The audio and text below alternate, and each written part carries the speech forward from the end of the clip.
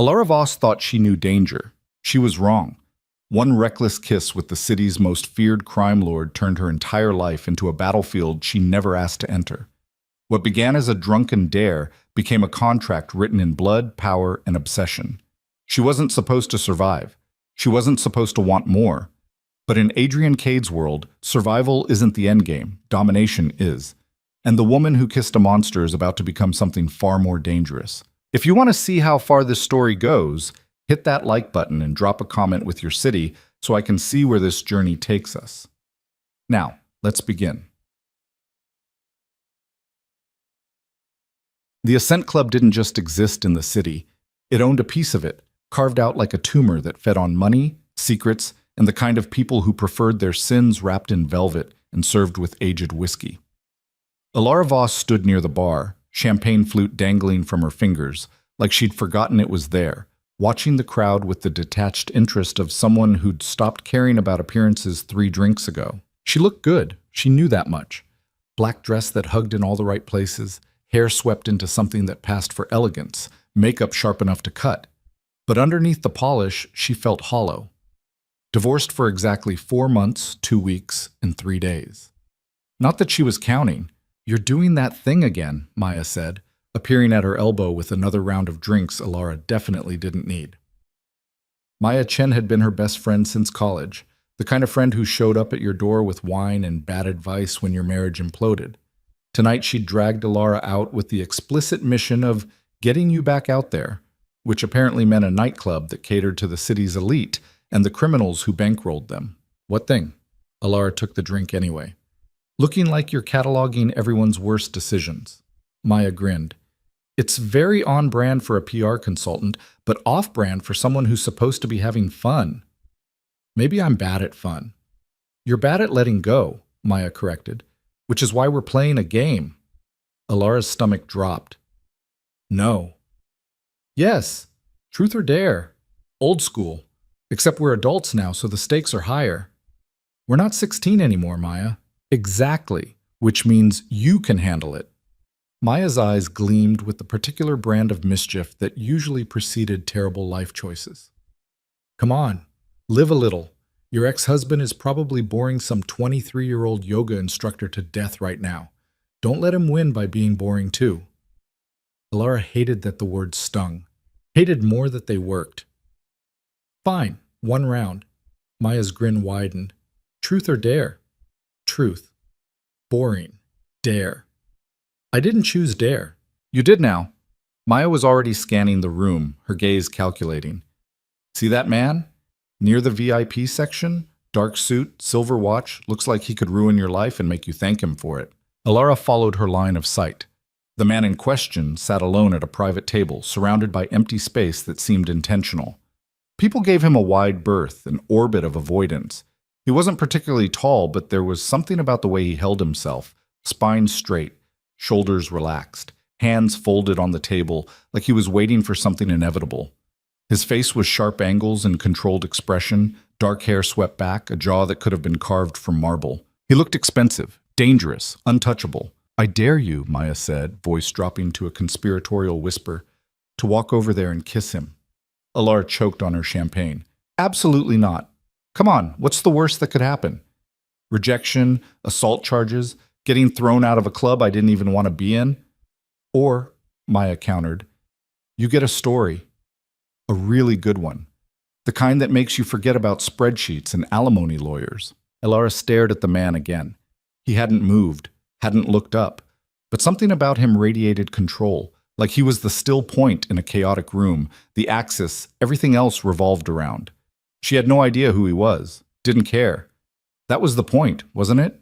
To stop caring, to do something reckless and stupid and completely out of character.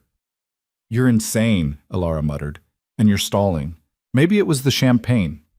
Maybe it was the months of feeling like a failure, like a woman whose entire identity had been tied to a marriage that imploded without warning. Maybe it was the need to prove she still existed outside of disaster control and damage reports. Alora handed Maya her glass. "If I die, it's your fault.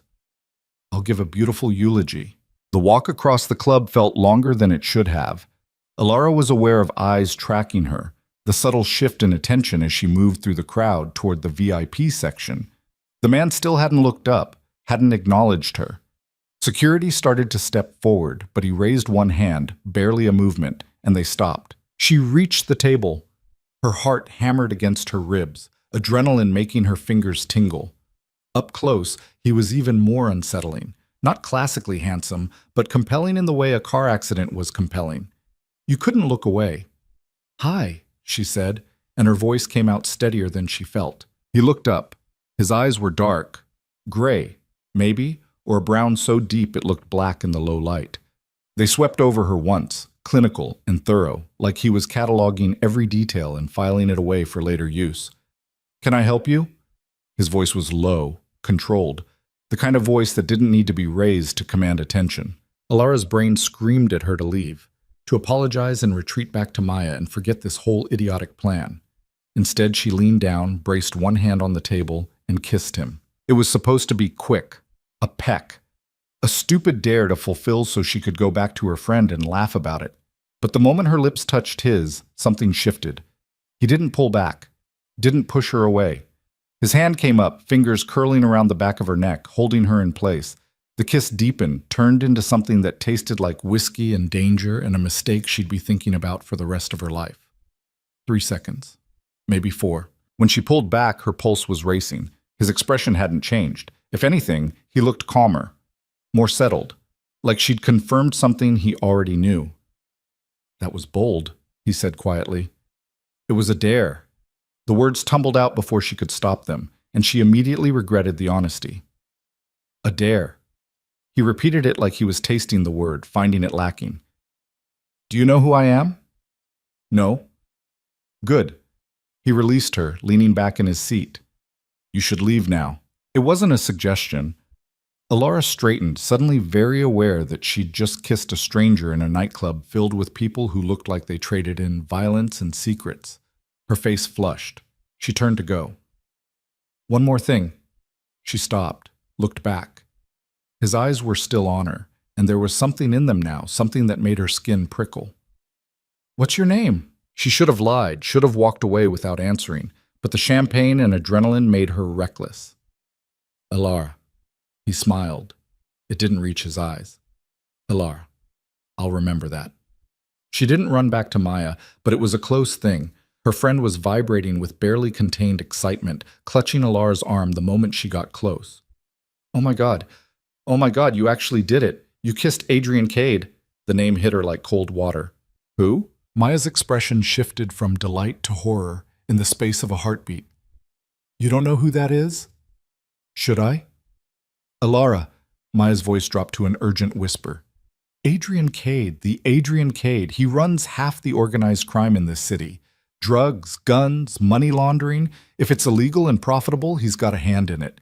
People don't talk to him unless he allows it. They definitely don't kiss him." Alora's stomach dropped. "You're joking. Do I look like I'm joking?" Maya glanced back toward the VIP section, but Adrian was already gone, his table empty except for a half-finished glass of whiskey. "We need to leave. Now." They didn't speak in the cab. Alora sat with her hands folded in her lap, mind racing. A mob boss. She'd kissed a mob boss. On a dare. Because her best friend thought it would be funny.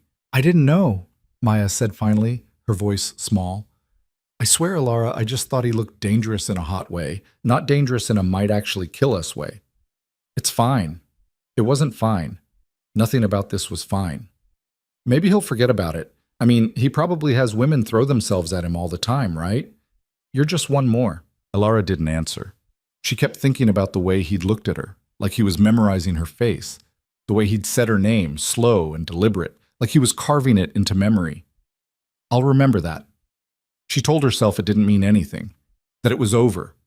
A stupid mistake that would fade into an embarrassing story she'd never tell anyone. She was wrong. The next morning arrived with the kind of hangover that made Alora question every life choice that had led to this moment. She dragged herself out of bed, showered until the hot water ran cold, and dressed in her standard work uniform, tailored blazer, pencil skirt, heels that added 3 inches, and an air of competence she didn't currently feel. By the time she walked into her office at Sterling Communications, she'd almost convinced herself that last night had been a bad dream. Her assistant, Jordan, looked up from his desk with an expression that immediately put her on edge. "Morning, you've got a visitor. I don't have any appointments until 10. "I know, he doesn't have an appointment." "Then tell him I tried. He said he'd wait." Jordan's voice had a careful quality to it, like he was delivering bad news and hoping to avoid the fallout. "He's in your office." Alara's stomach tightened. "Who is he?" "Didn't give a name, just said you'd want to see him." She pushed past Jordan and opened her office door. Adrian Cade sat in her chair behind her desk, reading through a file that should have been locked in her drawer. He looked up when she entered, expression mild. "You're late." Alora closed the door behind her, heart hammering. "What are you doing here?" "Waiting for you." He set the file down, fingers tapping against the cover. "You have a nice setup, small firm, but respectable. Good client list. A few scandals you've managed to bury successfully. Impressive work." "Get out of my chair." He smiled, and this time it almost looked genuine. "I like you, Alora. You've got backbone. Most people would have started apologizing by now." "I'm not apologizing for last night. It was a stupid dare, and it's over." "Is it?" He stood, moving around the desk with the kind of fluid grace that suggested he was very comfortable in his own body. "See, that's where we disagree. You kissed me. In front of a room full of people who now think you're either insane or connected to me. That's a problem. Your problem, not mine. Our problem." He was close now, close enough that she could smell his cologne, something expensive and understated. Because now people are asking questions. Who is she? Why did Adrian let her walk away? What does she mean to him? "I don't mean anything to you." "Not yet." He reached out and she forced herself not to flinch as his fingers brushed her jaw, tilting her face up. "But you will. Because I've decided you're going to work for me." She jerked back. "Absolutely not. I'm not asking." He pulled a folded document from his jacket and handed it to her. "As of this morning, I own a controlling stake in Sterling Communications. Your firm, your clients, your reputation, all of it belongs to me now." Alora unfolded the paper with shaking hands. It was a contract, legal, binding, signed by her business partner, Marcus Sterling, selling 49% of the company to a shell corporation she didn't recognize. She looked up, fury burning through the fear. "This isn't legal. Marcus wouldn't—" "Marcus needed money. I provided it. He didn't ask questions. Smart man." Adrian took the contract back, folding it with precise movements. "Here's how this works. You're going to be my crisis strategist. When I have a problem that needs a public face, you're going to fix it. You're going to make me look legitimate, respectable, clean. I don't work for criminals. You do now." He moved toward the door, pausing with his hand on the handle. "Oh, and Alora, if you try to run, if you go to the police, if you do anything other than exactly what I tell you, I'll destroy everything you've built, your firm, your reputation, your clients. I'll make sure no one in this industry ever hires you again. You'll be finished." "Why me?" The question came out raw. Why not just hire someone who actually wants to work for you? He looked back at her, and for a moment something almost like amusement flickered across his face. "Because you kissed me. And that means you're brave, reckless, or stupid. Maybe all three. I can work with that." Then he was gone, leaving her standing in her own office, feeling like the ground had just opened up beneath her feet. Alora spent the next hour trying to find a way out. She called Marcus, but his phone went straight to voicemail. She reviewed the contract, looking for loopholes, but it was airtight. She considered calling a lawyer, but Adrian's threat echoed in her head. "I'll destroy everything you've built." She believed him. Jordan knocked on her door around noon, looking nervous. "There's a courier here with a package for you. Says it's urgent." The package was a slim black box with her name written on top in silver script. Inside was a phone, brand new, expensive, no markings, and a single note. "Answer when I call. AK." The phone rang an hour later. She stared at it for 3 rings before picking up. "I'm not doing this." Adrian's voice was calm, unbothered. "Yes, you are. Check your email." She pulled up her inbox on her computer. The top message was from an anonymous sender. No subject line, just an attachment. She clicked it, and her entire body went cold. Photos. Dozens of them. Her and Marcus at a dinner meeting last year looking far too friendly. Her accepting a cash payment from a client who'd later been indicted for embezzlement. Her doctored quotes in press releases. Statements she'd rewritten to hide uncomfortable truths. Every corner she'd cut. Every ethical line she'd blurred. Every decision she'd made to protect her clients. Documented and compiled into a dossier that could end her career. Where did you get these? Does it matter? Adrian sounded almost bored. You're good at your job, Alora. Very good. But you're not clean. No one in your line of work is. I'm just the first person who's bothered to look. This is blackmail. This is employment. You work for me now. First assignment starts tonight. A shipment of mine was intercepted by the feds. I need you to craft a narrative that keeps my name out of the news cycle.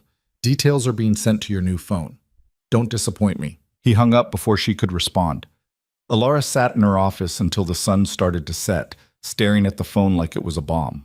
She could refuse. She could go to the police, confess everything, take whatever consequences came her way. But Adrian was right about one thing. She wasn't clean. Those photos would ruin her, and she'd worked too hard to let her career implode because of a stupid dare. The phone buzzed. A text message, no name attached. Black car outside your building. Be downstairs in 5 minutes. She looked out her window. Sure enough, a sleek black sedan idled at the curb. Windows tinted, driver invisible. Alora closed her eyes, took a long breath, and made her decision. She grabbed her coat and went downstairs. The car took her to a warehouse on the outskirts of the city, the kind of place that looked abandoned but probably saw more traffic than a shopping mall. The driver didn't speak, didn't look at her, just pulled up to a side entrance and unlocked the doors. Inside, the warehouse was surprisingly organized, crates stacked neatly, forklifts parked in rows, fluorescent lights humming overhead. Adrian stood near a makeshift desk, talking to 2 men in suits who looked like they'd kill someone before breakfast and not lose sleep over it. He glanced up when she entered, dismissing the men with a nod. You came. Did I have a choice? There's always a choice. You made the smart one. He gestured to the desk, where files and photographs were spread out like evidence at a crime scene. The Fed seized a container ship 3 days ago, $40 million in product. My product. They're holding a press conference tomorrow morning to announce their victory in the war on drugs. I need that press conference to be a disaster for them, not me. Alora moved closer, studying the files. Manifests, shipping logs, customs documents, all pointing back to a company she didn't recognize. Who's the fall guy? Excuse me? You need someone to take the blame. A narrative only works if there's a villain. It can't be you, so who is it? Adrian's expression shifted, something like approval flickering across his face. The shipping company, owned by a man named Victor Chen. He's been skimming from me for months. This is convenient. You want me to frame him? I want you to make sure the story is about his negligence, not my operation. Leaked documents, anonymous tips, carefully worded press releases. You're good at this. Do what you do best. She stared at the files, feeling the weight of the decision settle over her. This wasn't crisis management. This was covering up a crime, protecting a criminal, becoming complicit in something she'd spent her career pretending didn't exist. If I do this, we're even. You leave me alone after tonight. Adrian laughed, short and sharp. No.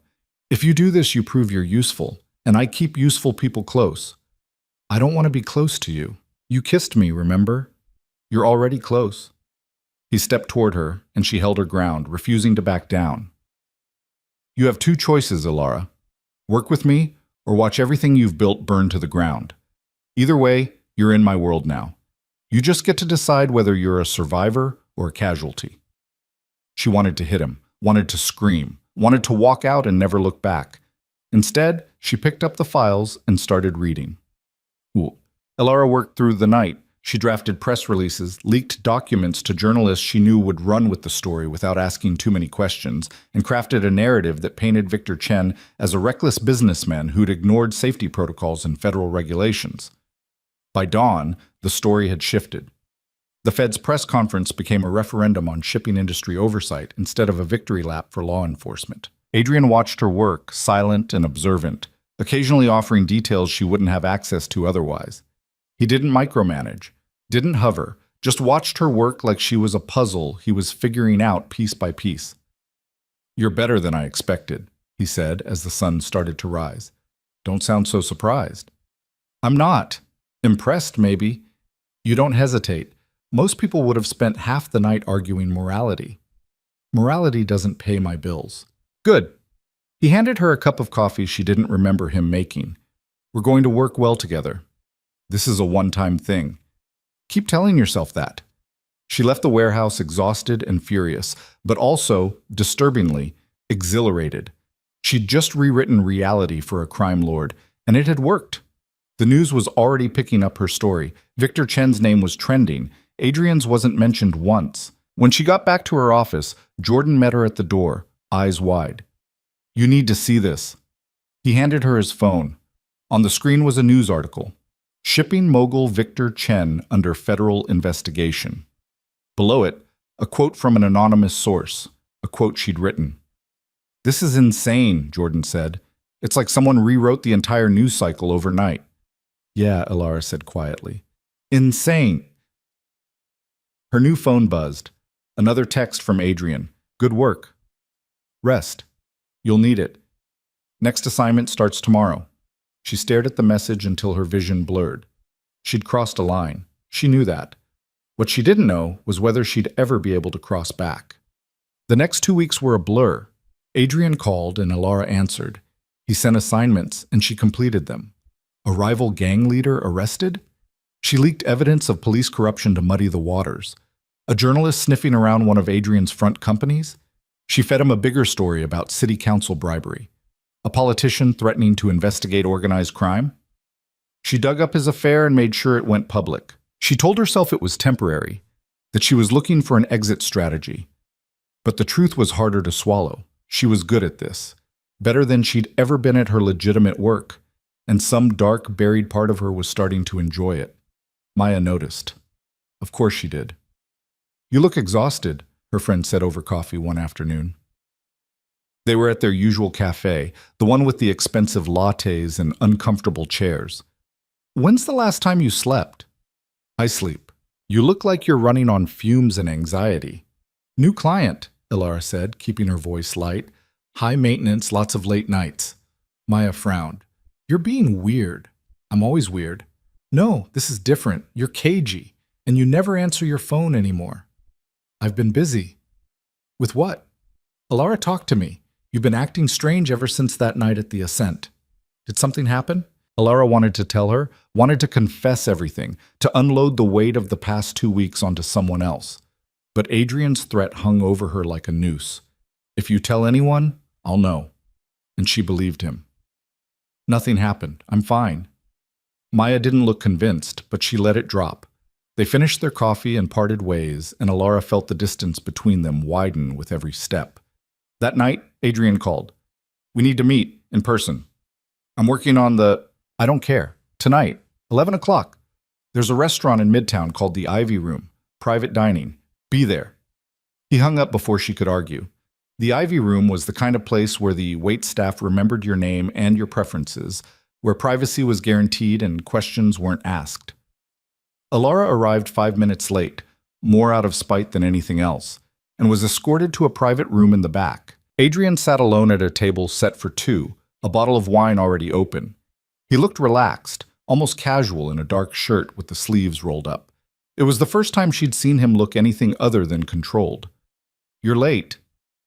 I had work to do. For you. Sit.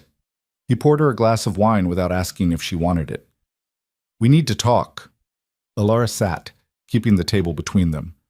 If this is about the city council member, I already told you. It's not about work. He leaned back, studying her with that unnerving focus she was starting to recognize. You've been doing good work, Alora. Better than I expected, but you're burning out. I'm fine. You're not. You look like you haven't slept in days. You're making mistakes. I haven't made any mistakes. Not yet. But you will if you keep going at this pace. He sipped his wine, watching her over the rim of the glass. I need you sharp, focused, which means you need to take care of yourself. I don't need a lecture. You need a break, a night off. So here's what's going to happen. We're going to have dinner. We're going to talk about something other than work. And you're going to remember that you're a person, not just a tool I use when I need something fixed. Alora stared at him, trying to figure out if this was a trap. Why do you care? Because, Adrian said slowly, people who burn out become liabilities, and I don't keep liabilities around. So this is self-interest. Everything I do is self-interest, but that doesn't mean it's not also practical. He gestured to the table. Eat, talk. Pretend we're normal people having a normal dinner. She wanted to refuse, wanted to walk out, but she was exhausted and the food smelled incredible, and some part of her was desperately lonely. So she stayed. They talked about inconsequential things. Books, movies, the city's failing infrastructure. Adrian was surprisingly well-read, his opinions sharp and occasionally funny. He asked about her background, and she gave him the sanitized version. State school, first-generation college graduate, built her career from nothing. He didn't press for details she wasn't willing to give. Why PR? He asked at one point. Control, she said without thinking. I like being the one who decides what story gets told, what people believe. He smiled. We're more alike than you think. We're nothing alike. Aren't we? You manipulate perception. I manipulate reality. Same goal, different methods. You kill people, only when necessary. He said it so casually, like he was talking about the weather. You think your hands are clean, Alora? You've buried scandals, destroyed reputations, ruined lives. The only difference between us is that I'm honest about what I am. She wanted to argue, wanted to draw a line between his violence and her carefully crafted lies, but she couldn't find the words. I need to go, she said finally. Not yet. He reached across the table, fingers brushing hers. One more question. Why did you kiss me that night? It was a dare. That's the excuse. What's the real reason? She pulled her hand back. I wanted to do something reckless, something that didn't make sense. I was tired of being careful. And did it work? She met his eyes. I don't know yet. They left the restaurant together, stepping out into the cool night air. Adrian's driver was already waiting, but he waved the man off. I'll walk you to your car. I can take care of myself. I know. He fell into step beside her anyway. But humor me. They walked in silence for a block. Then Alora stopped, turning to face him. This can't last. Whatever this is, this arrangement. I'm not built for your world. You're doing fine. I'm surviving. That's not the same thing. Adrian stepped closer, and she felt her breath catch. He was too close, invading her space in a way that should have been threatening, but somehow wasn't. You're right, he said quietly. This can't last. Eventually, you'll have to decide whether you're with me or against me, whether you're a partner or a prisoner. But until then, he brushed a strand of hair from her face, the gesture surprisingly gentle. Until then, let's see how far we can push this. He walked away before she could respond, disappearing into the shadows like he'd never been there at all. Alora stood alone on the sidewalk, heart racing, mind spinning. She'd crossed a line tonight, not a professional one. She'd crossed plenty of those already, but a personal one. Because for a moment, standing there with Adrian Cade looking at her like she was the only person in the world who mattered, she hadn't wanted to leave, and that terrified her more than anything else. The realization hit Alora 3 days later while she was reviewing surveillance footage from one of Adrian's safe houses. She'd been looking for signs of a leak, someone feeding information to a rival organization, when she noticed something odd in the timestamp logs. The footage had been edited. Not professionally, whoever did it left gaps, inconsistencies that would be invisible to anyone not looking for them. She pulled up the original files, cross-referenced them with security reports, and felt her stomach drop. The edits lined up perfectly with nights she'd been at the Ascent. The night of the dare. Maya's insistence they go to that specific club. The way her friend had pointed out Adrian with such precise timing. Alora sat back in her chair, the pieces clicking together with sickening clarity. Maya had known. Not just known. She'd orchestrated it. The dare, the kiss, the entire disaster that had swallowed Alora's life whole. Her best friend had led her straight to Adrian Cade, like a lamb to slaughter. Her phone buzzed. Adrian's name lit up the screen. I need you at the Paramount building. Now. I'm working on... Forget it. This is more important. She wanted to tell him about Maya, about the surveillance footage, about the betrayal burning through her chest like acid. Instead, she grabbed her coat and went. The Paramount building stood in the financial district, all glass and steel and money. Adrian owned the top 3 floors through one of his shell companies, using the space for meetings that required a veneer of legitimacy. When Alora arrived, his assistant, a sharp-eyed woman named Iris, who looked like she could kill you with a spreadsheet, escorted her to a conference room. Adrian stood at the window, hands in his pockets, staring out at the city sprawled below. 2 other men sat at the table. One she recognized as Victor, Adrian's head of security, and another she didn't know. The stranger was older, maybe 60, with the kind of face that suggested he'd seen everything and wasn't impressed by any of it. "Alora," Adrian said without turning around. "Meet Jonathan Pierce, federal prosecutor." Her blood went cold. "What?" "Relax." Adrian finally looked at her, and there was something almost amused in his expression. "He's not here for you, he's here for me." Pierce stood, extending a hand. "Ms. Voss, I've heard a lot about your work." She didn't take his hand. "I don't talk to federal prosecutors." "Even when they're offering a deal?" Pierce withdrew his hand, unbothered by the rejection. "I'm here to propose an arrangement. Mr. Cade has information I want. In exchange, certain investigations into his business operations would be deprioritized." Alora looked at Adrian. "You're cooperating with the feds?" "I'm protecting my interests. There's a difference." He moved to the table, sitting with the casual ease of someone who'd negotiated with federal prosecutors before. "Pierce wants names, people higher up the food chain. I give him what he needs, he looks the other way on my operations." "That's not how this works," Alora said. "The moment you give him anything, he owns you. Which is why you're here." Adrian gestured to an empty chair. "Sit. Help me figure out how to manage this without ending up in handcuffs." She wanted to refuse, wanted to walk out and never come back. But Pierce was watching her with the predatory focus of someone who'd spent decades putting people in prison, and she knew, with absolute certainty, that if she left now, she'd be implicated in whatever deal they struck. Adrian had made sure of that. She sat. The negotiation took 3 hours. Pierce wanted names of Adrian's suppliers, distributors, anyone connected to the larger drug trafficking network. Adrian countered with information about corrupt city officials, politicians on various payrolls, cops who looked the other way for the right price. They circled each other like sharks, testing boundaries, looking for weaknesses. Alora watched it all, taking notes, occasionally interjecting when the conversation veered into territory that could be legally problematic. She crafted language that was technically truthful but strategically vague, statements that would satisfy Pierce without actually giving him anything useful. It was a masterclass in manipulation, and by the time Pierce left, seemingly satisfied with what he'd gotten, Alora felt like she'd just run a marathon. "You did well," Adrian said once they were alone. "That was a mistake. Pierce isn't going to stop. He'll use whatever you gave him as leverage for more." "I know. Then why? Because now I know what he wants, what he thinks he can get. And that makes him predictable." Adrian loosened his tie, the first sign of tension she'd seen from him all day. "Predictable people are easy to manage."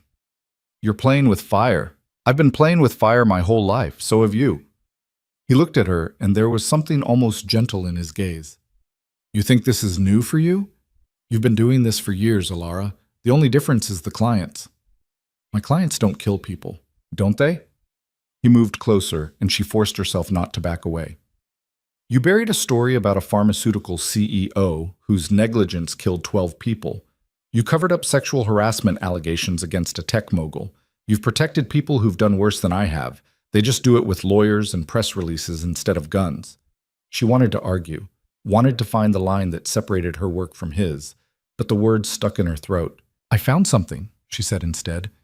"In the surveillance footage, someone edited the logs from the night we met." Adrian's expression shifted, curiosity sharpening into focus. "Who?"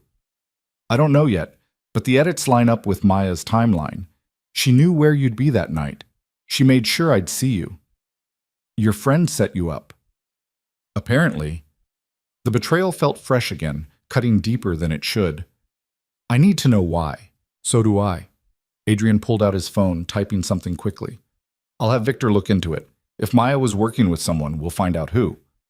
"She's my best friend." "She was your best friend. Past tense." He put the phone away, studying her with that unnerving intensity. People you trust are the most dangerous kind of liability, Alora. Remember that. She left the Paramount building feeling hollowed out, like someone had scooped out everything soft and left only the sharp edges. Her phone rang before she reached her car. Maya's name flashed on the screen. She almost didn't answer. "Hey," Maya said, her voice bright and oblivious. "Want to grab dinner tonight? I feel like we haven't really talked in forever." "I'm busy." "Come on, Elle. You're always busy now. I miss you." "I miss you too." The lie came easily. "But I really can't tonight. Rain check?" There was a pause, just long enough to make Alora wonder if Maya knew something was wrong. Then her friend laughed, the sound forced. "Sure, rain check. Just don't forget about me, okay?" "I won't." Another lie. Alora hung up and sat in her car, hands shaking. She didn't know what Maya had gotten herself into, or why, or how deep the betrayal went. But she knew one thing with absolute certainty. Their friendship was over.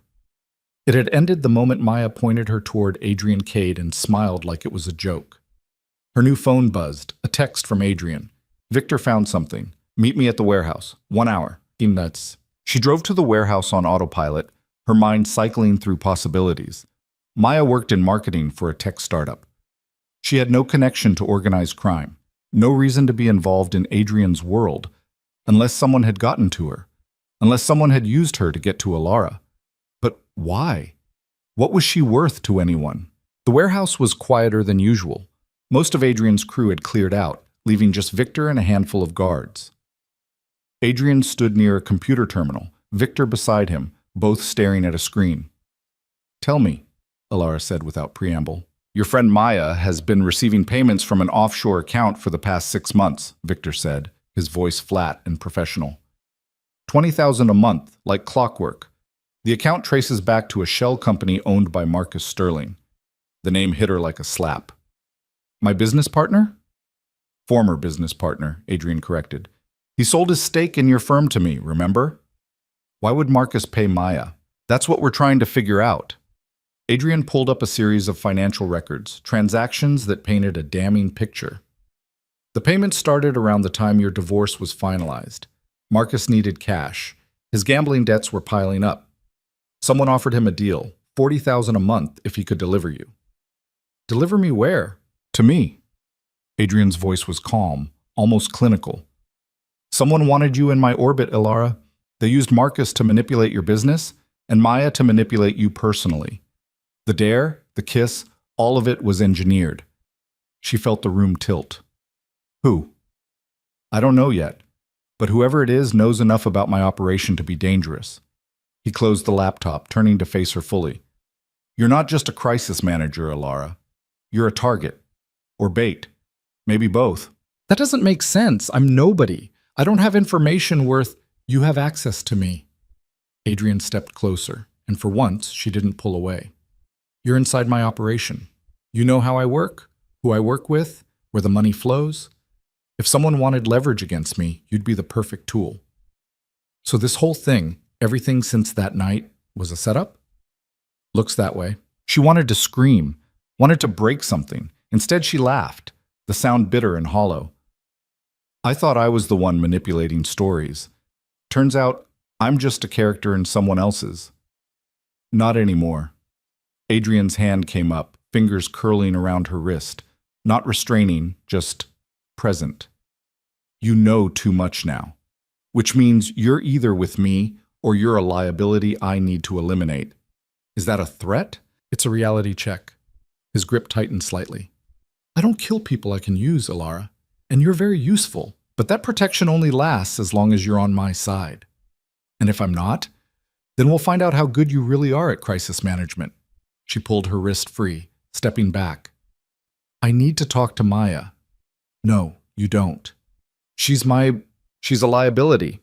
She was paid to set you up, which means she either knew what she was doing or she's too stupid to realize she was being used. Either way, she's dangerous." Adrian's voice was firm, final. "You go near her, you tip off whoever's pulling the strings. Is that what you want?" "I want answers." "So do I. But we're not getting them from Maya." He pulled up another file on the computer, this one showing surveillance photos of Marcus Sterling. We start with him. He's the one who sold you out. Let's find out who he sold you to.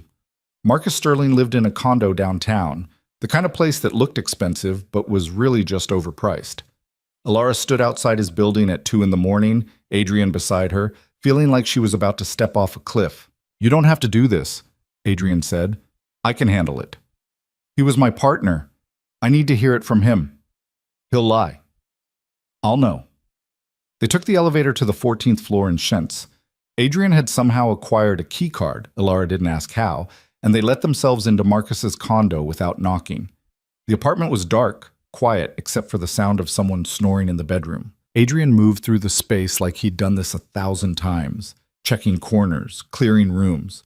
Alora followed, her heart hammering against her ribs. When they reached the bedroom, Adrian flipped on the lights. Marcus jerked awake, blinking in confusion.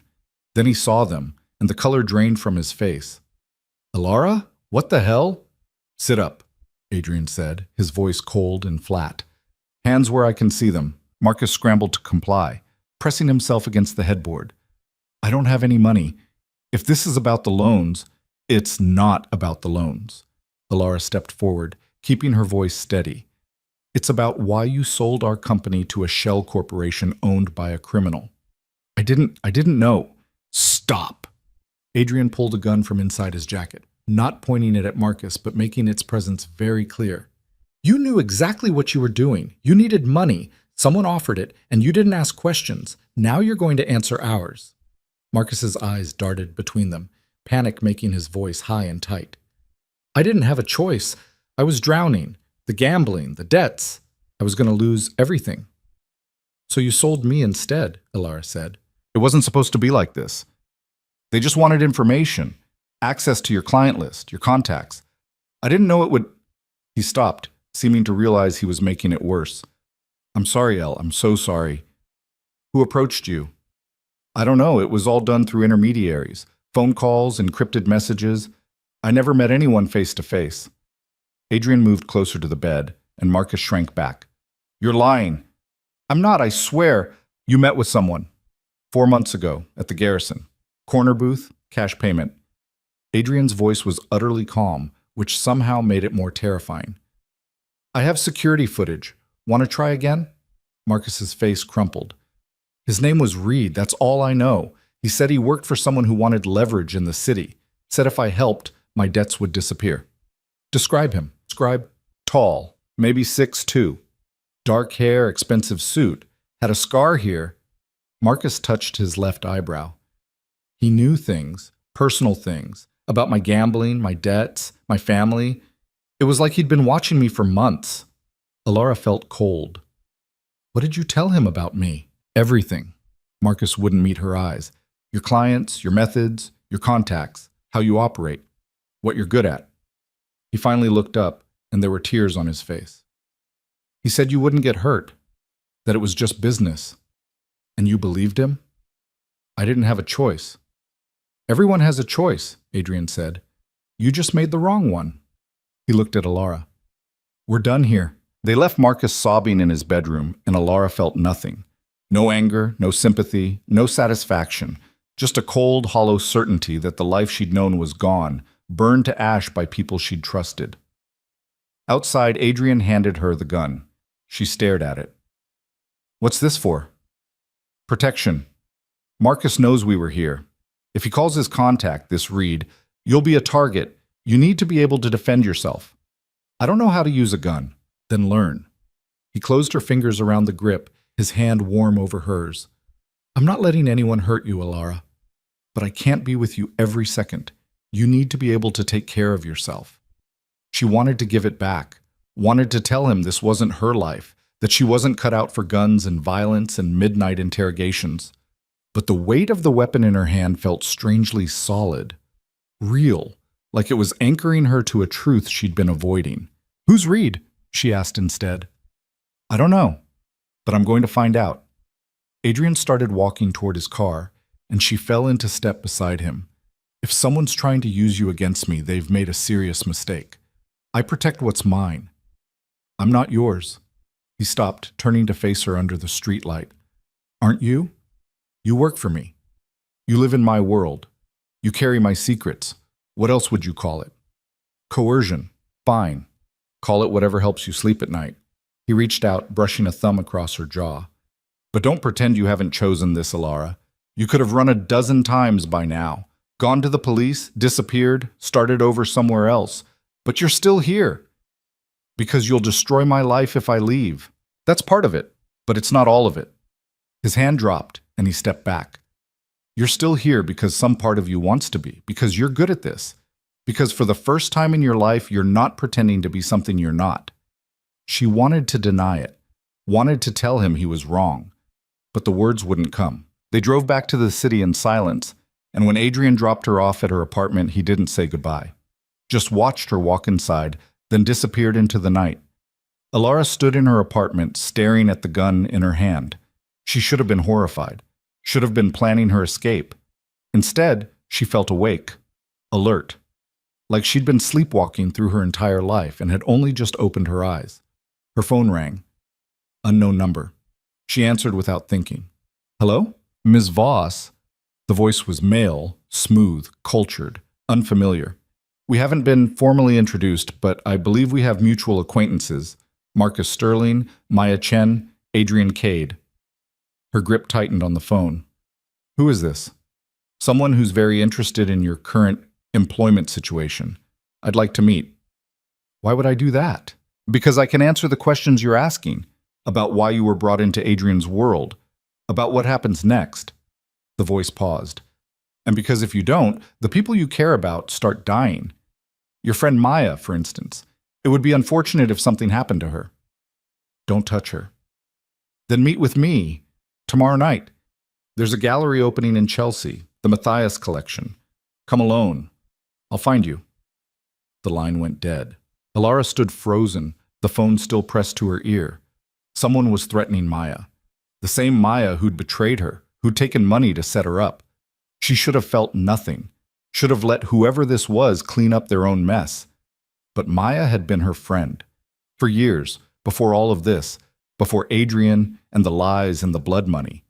And despite everything, Alora couldn't quite let that go. She called Adrian. He answered on the first ring. Someone just called me. Threatened Maya if I don't meet with them tomorrow night. Where? A gallery in Chelsea. The Matthias collection. Don't go. I have to. Alora, don't.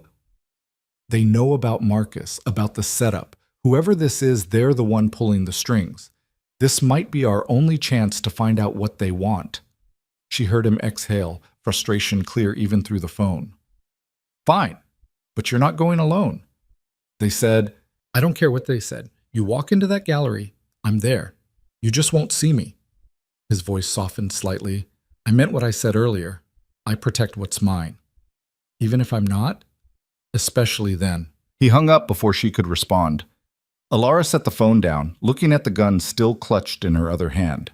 Tomorrow night, she'd walk into a trap. She'd face whoever had orchestrated this whole disaster, and she'd do it knowing that Adrian Cade, a man who trafficked drugs and killed without hesitation, was the only person she could trust. The irony wasn't lost on her. She spent the next day preparing. She researched the Matthias collection, a new gallery specializing in contemporary art with suspiciously wealthy investors. She reviewed everything she knew about Marcus's mysterious contact, about the timeline of her manipulation, about the gaps in her knowledge. She practiced with the gun Adrian had given her, firing at paper targets in her apartment until her hands stopped shaking. By the time evening arrived, she felt as ready as she'd ever be. The gallery opening was crowded, filled with the kind of people who spent thousands on abstract paintings and called it investment. Alora wore black, simple, elegant, forgettable. She moved through the crowd, champagne glass in hand, waiting for someone to make contact. Ms. Voss? The voice came from behind her and she turned. The man was exactly as Marcus had described. Tall, dark-haired, expensive suit, scar through his left eyebrow. He smiled, extending a hand. Reed, a pleasure to finally meet. She didn't take his hand. You threatened my friend. I motivated you to attend. There's a difference. He gestured toward a quieter corner of the gallery. Shall we talk somewhere more private? I'm fine here. Suit yourself. Reed stepped closer, lowering his voice. You've become quite valuable, Ms. Voss. My employer is very impressed with your work. Who's your employer? Someone who recognizes talent when they see it. You've done in 3 weeks what most people couldn't do in 3 years. Adrian Cade trusts you, relies on you. That makes you incredibly useful. To who? To anyone who wants leverage against Adrian. Reed's smile widened. You see, Adrian has been a problem for certain interests in this city. Too powerful, too unpredictable. My employer would like to redirect his attention, and you're the key to making that happen. I'm not betraying him. I'm not asking you to. I'm offering you a choice. Reed pulled a phone from his pocket, showing her a photo. It was Maya, sitting in what looked like a basement, hands tied, fear written across her face. Your friend is currently in a secure location. She's unharmed. Whether she stays that way depends on your cooperation. Alora's blood ran cold. What do you want? Information, specifically about Adrian's meeting with federal prosecutor Jonathan Pierce. What did they discuss? What deal was made? Don't lie to me, Ms. Voss. You were there. You took notes. You helped broker the arrangement. I want to know what Adrian gave Pierce and what he got in return. She could lie, could feed Reed false information. But Maya's terrified face stared up at her from the phone screen, and Alora realized with sick certainty that Reed would know if she lied, would hurt Maya, would kill her. Adrian gave Pierce names, she said quietly. Low-level dealers, corrupt city officials, nothing that would actually damage his operation. In exchange for protection. Pierce agreed to deprioritize certain investigations. Reed's smile was sharp. See? That wasn't so hard? Now one more thing. Adrian has a meeting scheduled with his suppliers next week. Location, time, who's attending. I need all of it. I don't have that information. Then get it. He put the phone away, straightening his cuffs. You have 48 hours. Text the details to this number. He handed her a card with nothing but a phone number printed on it.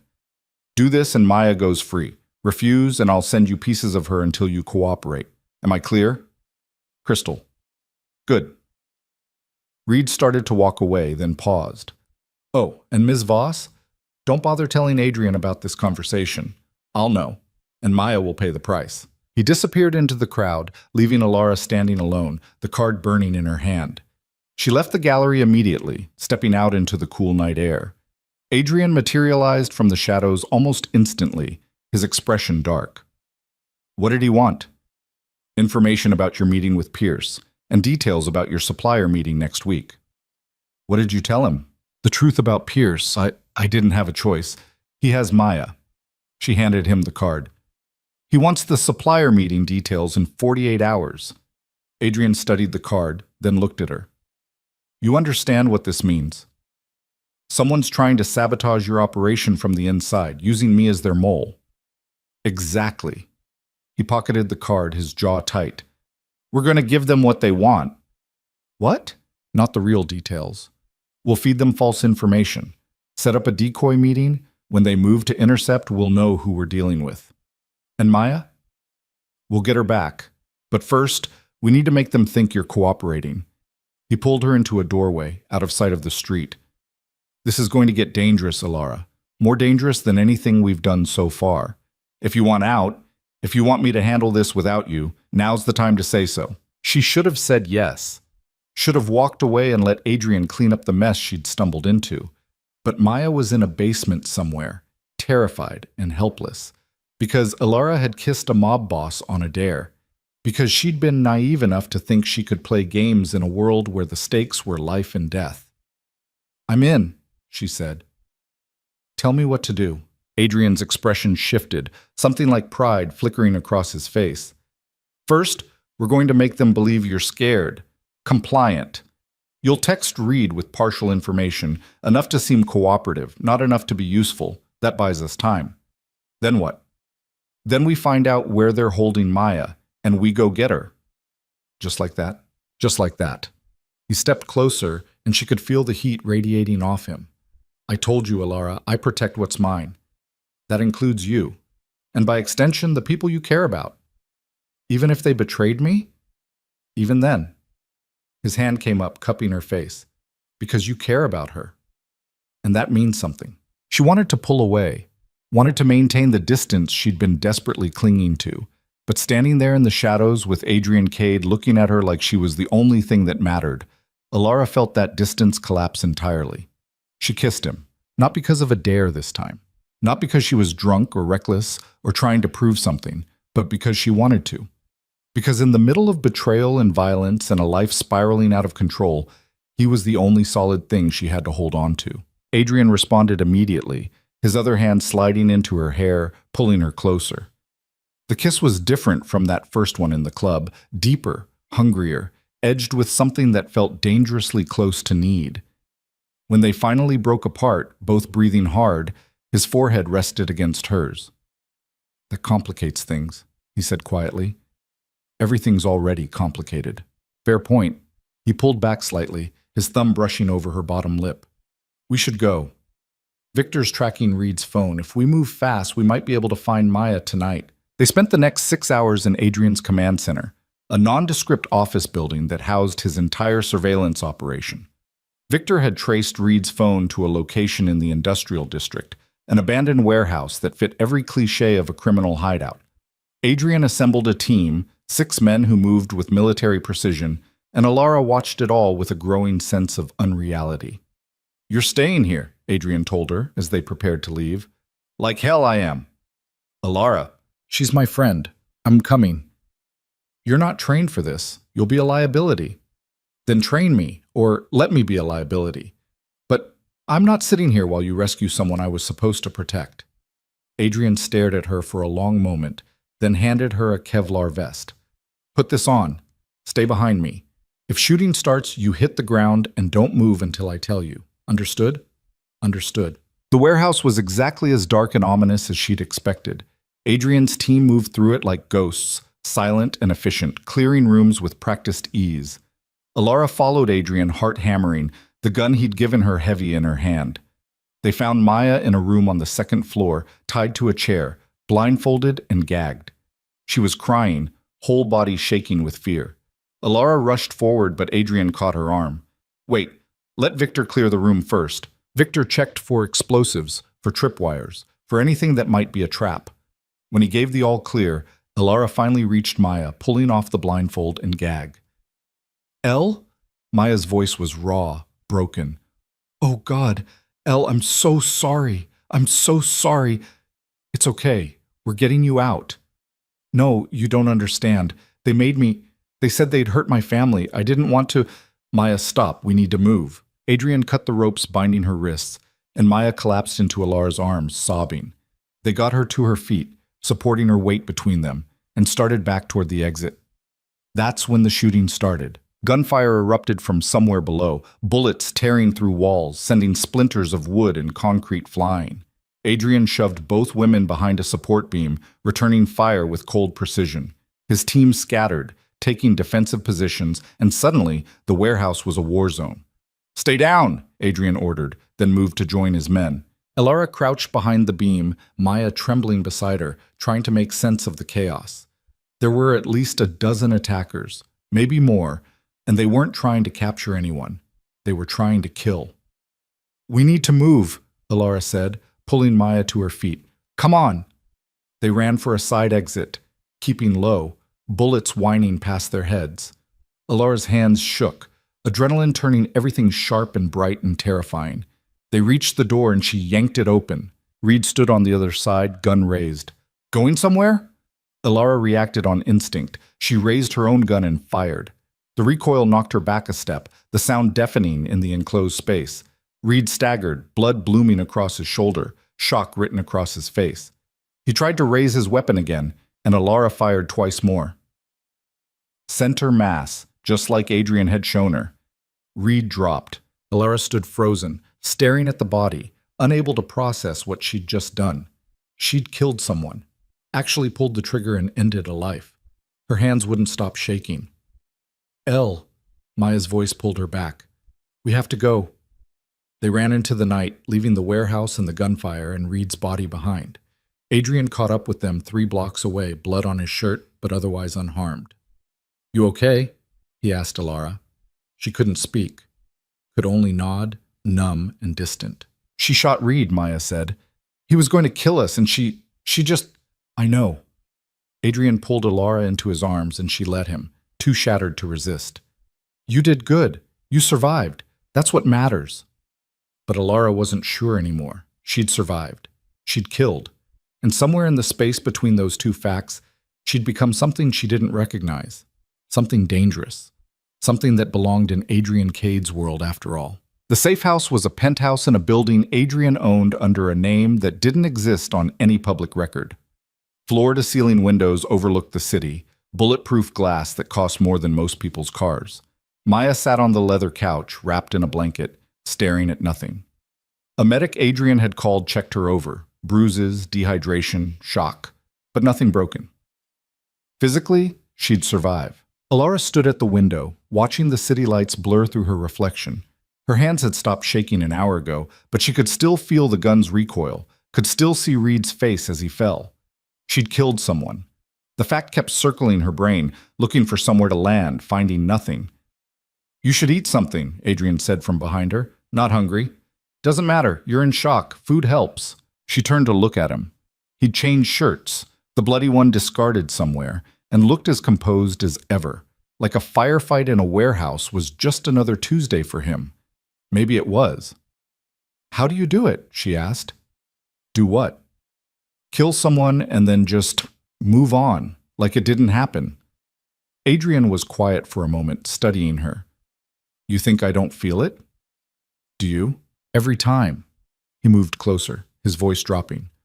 The first one was when I was 19, self-defense or close enough. I threw up afterward. Couldn't sleep for a week, but I learned something important. Feeling guilty doesn't bring them back. It just makes you weak. So you feel it, you file it away, and you keep moving. That's not healthy. Nothing about this life is healthy. But it's survival. He reached out, fingers brushing her arm. You did what you had to do, Alora. Reed was going to kill you and Maya both. You saved her life, remember that part. She wanted to believe him, wanted to find comfort in the justification. But all she could think about was how easy it had been, how she hadn't hesitated, how some part of her had known exactly what to do, like it had been waiting for permission. I need to talk to Maya, she said. Not tonight. Let her rest. She owes me answers, and she'll give them to you tomorrow. Tonight you both need sleep. He gestured toward a hallway. There are bedrooms. Pick one. Victor's team is on security. No one gets in here without going through them first. Alora nodded, too exhausted to argue. She walked down the hall, found a room with a bed that looked untouched, and collapsed onto it fully clothed. She expected nightmares, expected to see Reed's face every time she closed her eyes. Instead, she sank into dreamless black and didn't wake until morning light cut through the curtains. The smell of coffee pulled her out of bed. She found Adrian in the kitchen, cooking eggs like this was normal, like they were normal people in a normal apartment instead of a crime lord and his unwilling accomplice hiding from whoever had orchestrated the warehouse attack. You cook? She said. Occasionally. Surprised? A little. I'm full of surprises. He slid a plate across the counter. Eat. We have work to do. She sat, picking at the food. What kind of work? The kind where we figure out who Reed was working for and why they want me dead. Adrian poured coffee, his movements precise and controlled. Reed wasn't the top. He was middle management at best. Someone hired him, gave him resources, pointed him at you. We need to know who. His phone? Victor's working on it. Encrypted, but not well. We'll have access by this afternoon. He leaned against the counter, watching her. You know what this means, right? The warehouse wasn't about Maya. It was about eliminating witnesses. They wanted you dead. Because I know too much. Because you're valuable to me. As long as you're alive, you're leverage someone can use. Dead, you're just a problem solved. His expression was unreadable. I should have seen this coming, should have protected you better. You got us out. Barely, and Reed's employer knows we killed their point man. They'll escalate, which means we need to move first. Maya appeared in the doorway, looking pale and hollow. Her eyes found Alora, and something raw and broken crossed her face. Can we talk? She asked quietly. Adrian straightened. I'll give you privacy. No. Alora's voice was sharp. You stay. Whatever she has to say, you need to hear it too. Maya flinched, but didn't argue. She sat at the far end of the counter, hands folded in her lap like a child waiting to be punished. "I'm sorry," she started. "I know that's not enough, but I—" "Why?" Alora cut her off. "Why did you do it? They threatened my family, my parents, my sister. They had photos, addresses, routines. They knew everything." Maya's voice cracked. "A man came to my apartment 6 months ago. Said he represented people who needed a favor. If I helped, my family would be safe. If I didn't—" She stopped, wiping at her eyes. "I didn't want to. You have to believe me." "What did they ask you to do?" "Get you to the Ascent that night. Make sure you saw Adrian. Convince you to approach him. It was supposed to be harmless. Just a stupid dare, nothing serious. I didn't know it would turn into this." "Who was the man?" "He called himself Reed, same guy from last night." Maya looked at Adrian. "He said his employer wanted someone close to you. Someone smart enough to be useful, but naive enough to manipulate. Alora fit the profile." "And the payments?" Alora asked. "$20,000 a month?" Maya's face crumpled. "I tried to refuse, but they threatened. They said they'd hurt my sister. She's only 16, Elle. I couldn't let them—" She broke down, sobbing into her hands. "I'm so sorry. I never meant for you to get hurt. I thought it would just be one night, one stupid dare, and then it would be over." Alora felt something cold settle in her chest. Maya had sold her out to protect her family. It made sense. It was even understandable, but it didn't change the fact that her best friend had handed her over to criminals like livestock. "Did you know about Marcus?" she asked. Maya shook her head. "Not until later. Reed mentioned him once, said he was useful. I didn't know he'd sold your company." Adrian's phone buzzed. He checked it, his expression hardening. Victor cracked Reed's phone. "We have a location for his employer." "Where?" Alora asked. "The Grantham Hotel, penthouse suite, registered to a man named Thomas Vance." He looked at Maya. "Does that name mean anything to you?" "No, I've never heard it." "Then we're going to find out who he is." Adrian pocketed his phone, then turned to Maya. "You're going to stay here. Victor's team will keep you safe. But if you try to leave, if you contact anyone, if you do anything that puts Alora in danger, I'll finish what Reed started. Are we clear?" Maya nodded, terrified.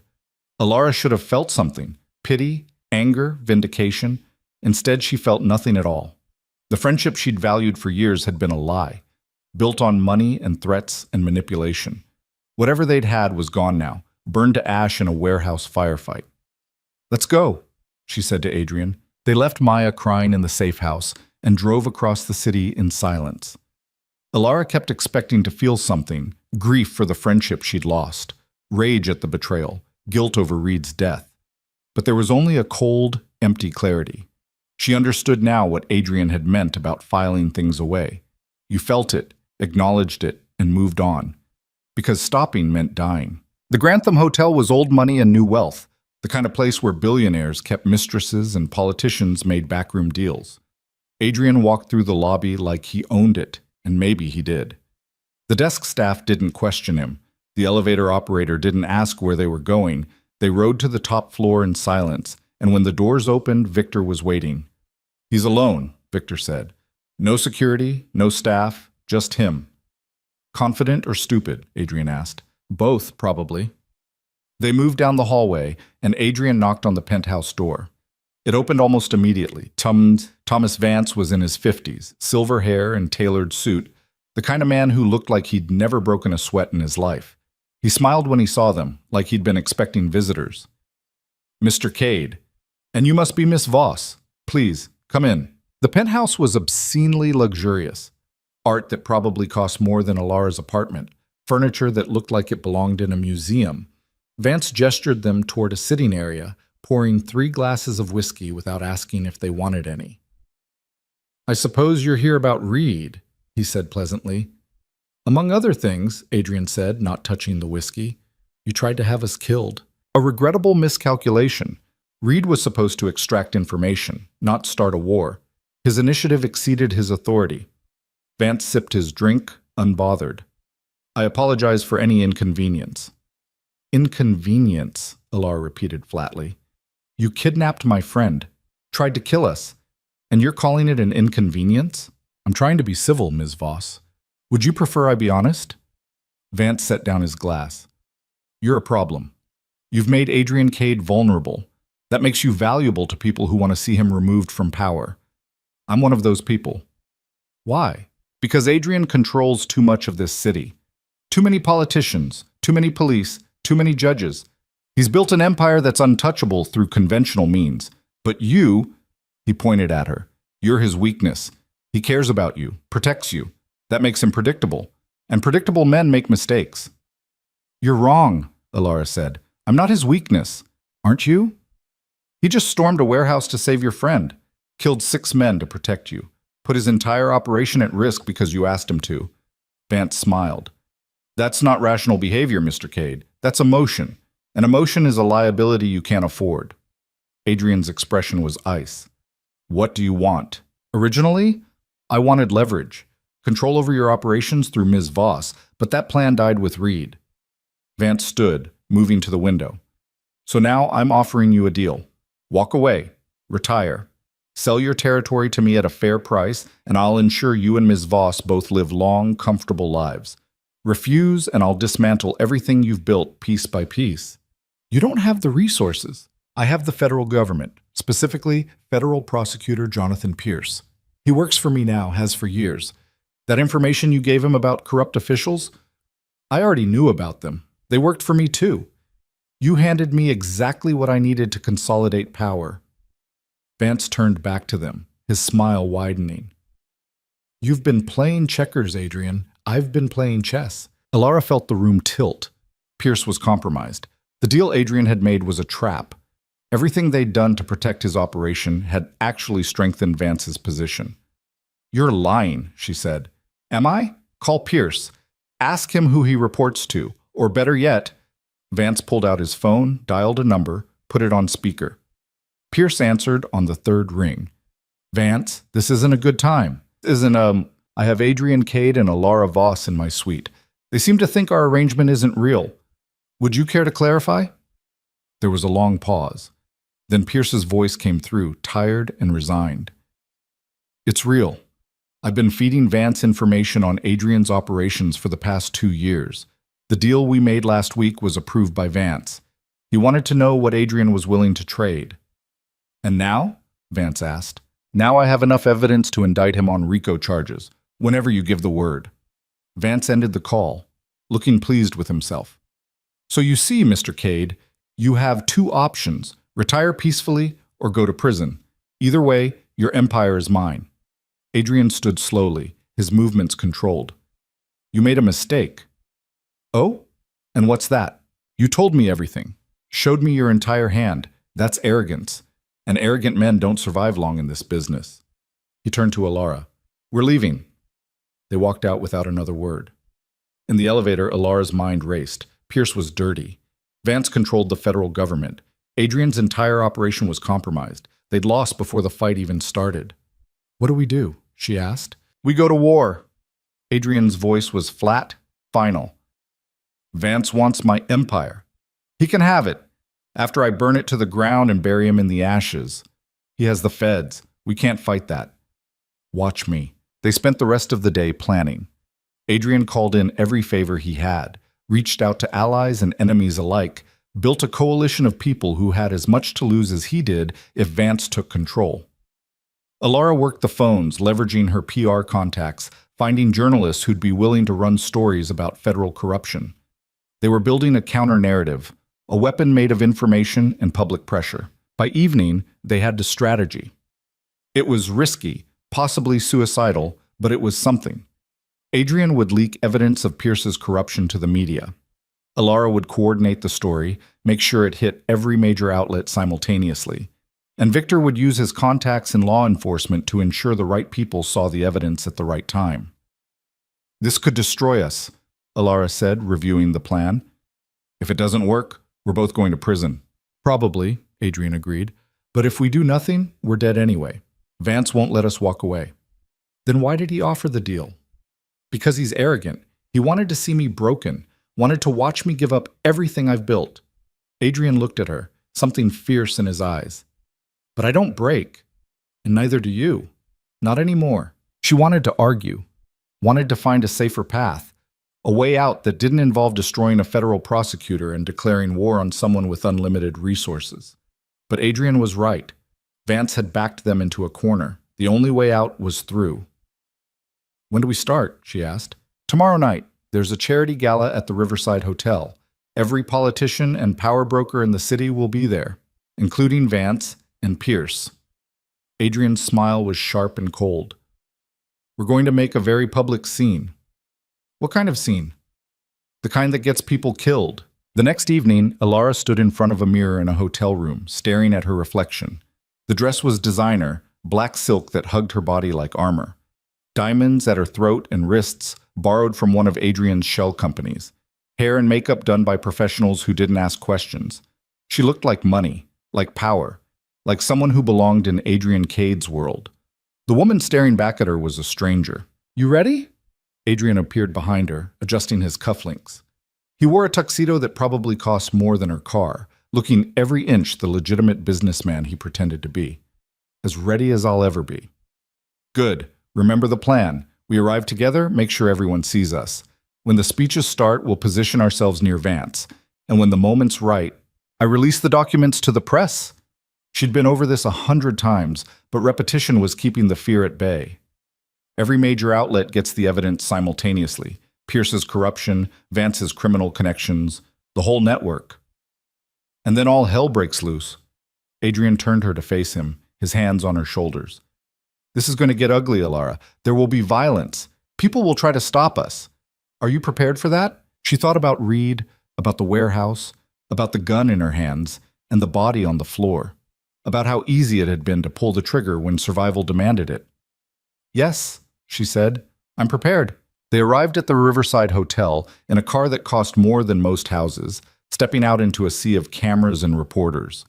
Adrian played his role perfectly, confident, charming, the successful entrepreneur with the beautiful woman on his arm. Alora smiled for the cameras, knowing that by tomorrow morning, these same reporters would be calling her a criminal. Inside, the gala was exactly what she'd expected. Champagne, caviar, politicians glad-handing donors, the kind of event where policy was decided over dessert and futures were bought and sold between courses. Vance was holding court near the bar, surrounded by sycophants. Pierce stood nearby, looking uncomfortable in his tuxedo. "There's our target," Adrian murmured. "Stay close." They worked the room, Adrian introducing her to people she'd only seen on television. Senators, judges, business moguls who ran companies worth billions. Everyone smiled, everyone shook hands, and everyone was very careful not to acknowledge what Adrian really did for a living. At 8 o'clock, the speeches started. The mayor thanked everyone for their generosity. A senator talked about education reform. A tech billionaire announced a new philanthropic initiative. Alora barely heard any of it. She was focused on Vance, watching him watch Adrian, waiting for the perfect moment. It came during the third speech. Vance excused himself from his group, heading toward a private hallway off the main ballroom. Adrian caught her eye, nodded once. They followed. The hallway was empty, staff doors on one side, emergency exit on the other. Vance stood near the exit, phone to his ear, talking in low, urgent tones. He saw them coming and ended the call. "Mr. Cade, Miss Voss, enjoying the party?" "Not particularly," Adrian said, "but that's about to change." Vance's smile faltered.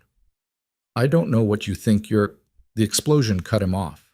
The sound was deafening, a concussive blast that shook the entire building. Screams erupted from the ballroom, people stampeding toward exits. Smoke poured through the vents, thick and choking. Fire alarms shrieked. Adrian grabbed Alora's arm, pulling her toward the emergency exit. But Vance was faster. He produced a gun from inside his jacket, aiming it at Adrian's chest. "You think you're clever?" Vance's composure had cracked, rage twisting his features. "You think blowing up a ballroom is going to stop me?" "That wasn't me," Adrian said, his voice deadly calm. "But I'm going to guess it was someone who wants us all dead." More gunfire erupted from somewhere in the building. Not just one shooter, multiple. Automatic weapons, professional execution. This wasn't a robbery or terrorism, this was an assassination. "Your brother," Alora said suddenly, the pieces clicking together. "This is Dominic." Adrian's expression went flat. "Run." Vance fired. The bullet caught Adrian in the shoulder, spinning him around. Alora screamed, but Adrian was already moving, tackling Vance to the ground. They grappled for the gun, and Alora stood frozen, watching them fight. More gunshots. Closer now. Someone was coming down the hallway. "Alora, go!" Adrian's voice was ragged, blood spreading across his shirt. She couldn't leave him. Wouldn't. She grabbed a fire extinguisher from the wall and swung it at Vance's head. The impact was solid, brutal. Vance went limp. Adrian staggered to his feet, clutching his shoulder. "We have to move." They ran through the emergency exit into a stairwell. Behind them, footsteps and voices, hunters closing in. Adrian was slowing down, blood loss making him unsteady. They made it down 3 floors before he collapsed against the wall. "Keep going," he said. "Get out of the building. I'm not leaving you." Alora, shut up. She tore off part of her dress, using it to bind his shoulder. The wound was bad, but not fatal. Not yet. "Who's Dominic?" "My brother. Half-brother, technically. We had a falling out years ago. He wanted control of the operation. I told him no." Adrian's breathing was labored. "He's been waiting for an opportunity to take me out. Vance must have offered him a deal. So everyone wants you dead. Welcome to my world." He tried to smile, failed. "Victor's team should be in the building by now. They'll extract us. We just need to survive until they get here." The stairwell door above them burst open. 3 men in tactical gear stormed through, weapons raised. Alora pulled Adrian behind a concrete support, her heart hammering. This was it.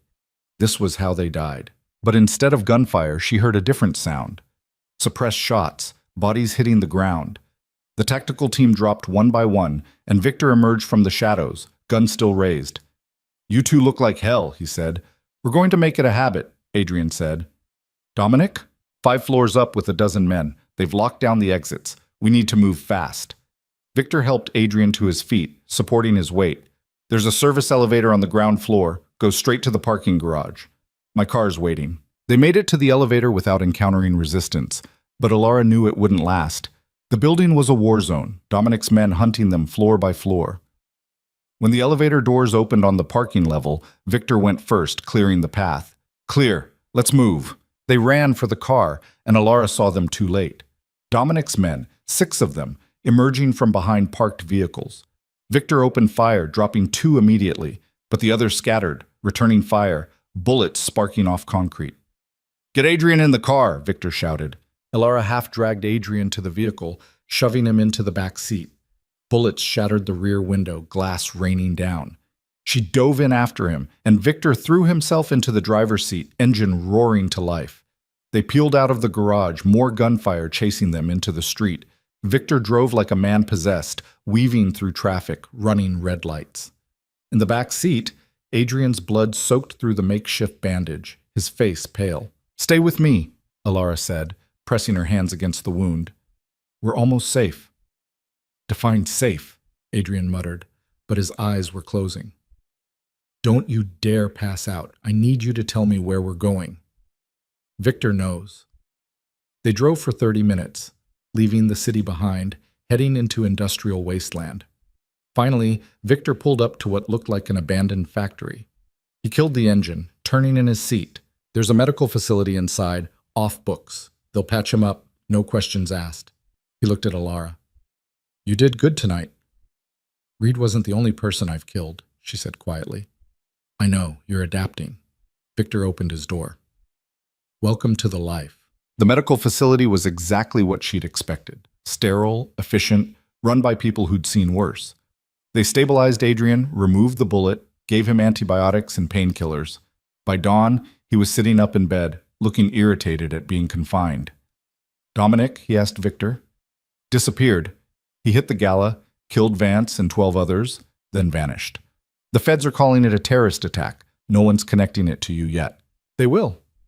Adrian looked at Alora. "Did you release the documents?" She held up her phone. "Every major outlet, Pierce's corruption, Vance's network, all of it. The story broke 2 hours ago. Pierce is already in custody." "Good." Adrian winced, adjusting his position. "What about Vance's organization?" "Chaos. Without him, they're falling apart. We might actually survive this." Victor pulled up a chair. "But Dominic is still out there. and he's not going to stop until you're dead. Then we find him first. Adrian's voice was steel. He came after me. He came after Alora. That's a mistake he doesn't get to walk away from. Alora sat beside his bed, exhaustion finally catching up to her. They'd survived an explosion, a firefight, and a high-speed chase. Adrian had taken a bullet meant for her.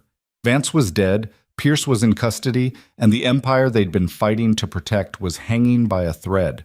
And somehow, impossibly, she felt more alive than she ever had. "We're going to war with your brother," she said. "Yes." "This is insane." "Yes." "I should leave right now, walk away before this gets worse." Adrian looked at her, and despite the pain, despite the blood loss, his eyes were clear. "But you're not going to." She should have said yes, should have told him this was too much, that she'd reached her limit, that she wanted out. Instead, she took his hand, feeling the warmth of his skin against hers. "No," she said. "I'm not." Because somewhere between the warehouse and the gala, between Reed's body and Vance's blood, Alora Voss had stopped being a victim of circumstance. She'd become a willing participant, a player in a game where the stakes were life and death and everything in between. She'd crossed the line Adrian had warned her about, and she couldn't see a way back. Adrian spent 3 days recovering, and in those 3 days, the city tore itself apart. Pierce's arrest triggered a cascade of investigations. Politicians resigned, police chiefs were indicted, judges disappeared. The corruption network Vance had built collapsed like a house of cards. And in the vacuum, every criminal organization in the city started grabbing for territory. Alora coordinated the media blitz from a laptop in Adrian's makeshift command center, keeping the story alive, feeding journalists new angles, making sure the narrative stayed focused on federal corruption instead of organized crime. She barely slept, barely ate. She was running on coffee and adrenaline, watching the empire burn and trying to salvage what she could from the ashes. "You need to rest," Victor said, finding her at 4 a.m, hunched over her computer. "I'm fine." "You're not. You've been awake for 30 hours. He set a bottle of water in front of her. "Adrian's worried about you." "Adrian's got bigger problems." "Yeah, and you're one of them." Victor sat across from her, his expression serious. "He's not going to say it, but you've become important to him. More important than the operation, maybe. That makes you vulnerable, both of you." "I didn't ask to be important." "Doesn't matter. You are. Which means Dominic is going to come after you to get to Adrian. You understand that, right?" She did. She'd understood it the moment Dominic's men opened fire at the gala. She was leverage now, a weakness Adrian's enemies could exploit. The smart move would be to disappear, to get as far from this disaster as possible. But the thought of leaving Adrian alone to face his brother made her stomach turn. "Where is Dominic?" she asked instead. "We don't know. He's gone underground, no communications, no sightings. It's like he vanished." Victor leaned back in his chair. "But he'll surface. Men like Dominic can't help themselves. They need to win publicly, need everyone to see them triumph. Then we give him a target, something he can't resist." "Like what?" "Like Adrian. Or me. Or both." Alora closed her laptop, an idea taking shape. "Dominic wants to prove he's stronger than his brother, right? More capable. More ruthless. So we make Adrian look weak, vulnerable. We bait Dominic into making a move, and when he does, we destroy him." Victor studied her for a long moment. "That's actually not a terrible plan. Risky as hell, but not terrible. I'm getting good at risky." "Yeah, you are." He stood, heading for the door. "Get some sleep. You're going to need it." But sleep didn't come. Alora lay in a borrowed bed, staring at the ceiling, thinking about Dominic. She'd never met him, didn't know what he looked like or how he operated. But she understood him anyway. He was the rejected son, the one who'd been passed over, told he wasn't good enough. That kind of resentment didn't fade.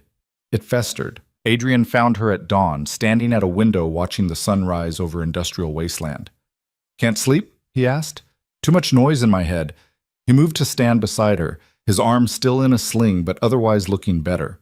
"Victor told me about your plan, using us as bait. You think it's stupid. I think it's brilliant and dangerous, which seems to be your specialty now." He turned to face her. "But I'm not putting you in Dominic's crosshairs. If we're doing this, I'm the target, not you. He'll expect that. He knows you'd sacrifice yourself. So we do the opposite. We make it look like you're sacrificing me. Alora, listen, what if we stage a fight? Public, messy, make it look like you're cutting me loose to save your operation. Dominic hears about it, thinks I'm vulnerable, comes after me to hurt you. We'll be ready. Victor and his team, surveillance, the whole setup. When Dominic makes his move, we end this. Adrian was quiet for a long time, his jaw tight. If anything goes wrong, if he gets to you before we can stop him, that's the risk. I know. But we're out of options. Dominic won't stop until one of you is dead. This way, we control the battlefield. You've changed, Adrian said quietly. The woman I met 2 months ago would never suggest something like this. The woman you met 2 months ago didn't exist. This is who I've always been. I just didn't know it yet. She met his eyes. I'm not your weakness, Adrian. I'm your weapon. Let me be useful. He reached out, his good hand cupping her face. You're more than useful. He stopped, the words catching. You're everything. She kissed him before he could say more, before the weight of what they were becoming crushed them both. The kiss was different this time, slower, deeper, edged with something that felt dangerously close to permanence. When they broke apart, Adrian rested his forehead against hers. If we survive this, he said, we need to talk about what happens next, one catastrophe at a time. They spent the next 2 days planning. Alora would return to the city, make a very public appearance at her office. Adrian would leak information through his network that they'd had a falling out, that he'd decided she was too much of a liability. The story would spread fast. Criminals loved gossip almost as much as politicians did. You'll have a panic button, Victor explained, fitting a small device that looked like a key fob to her purse. Press it, and we'll have a team on your location in under 3 minutes. But you need to keep Dominic talking. Keep him engaged until we arrive. What if he just shoots me? He won't. Not immediately. Dominic likes to monologue, likes to prove he's smarter than everyone else. Use that. Victor handed her a small earpiece. And wear this. We'll be able to hear everything. The morning she returned to the city, Alora felt like she was walking toward an execution. She dressed carefully, professional but not defensive, confident but not cocky. She needed to look like someone who'd just been abandoned, someone vulnerable and alone. Her office at Sterling Communications felt like a museum of her old life. Everything was exactly as she'd left it weeks ago, but nothing felt the same. Jordan looked up when she walked in, relief flooding his face. Oh, thank God. We all thought, I'm fine. Is there coffee? I'll make some. But Alora, the news, the stories about you and Adrian Cade, people are saying you were working for him, that you've been covering up crimes, the phone won't stop ringing, clients are leaving, the board wants to meet. Tell them I quit. Jordan blinked. What?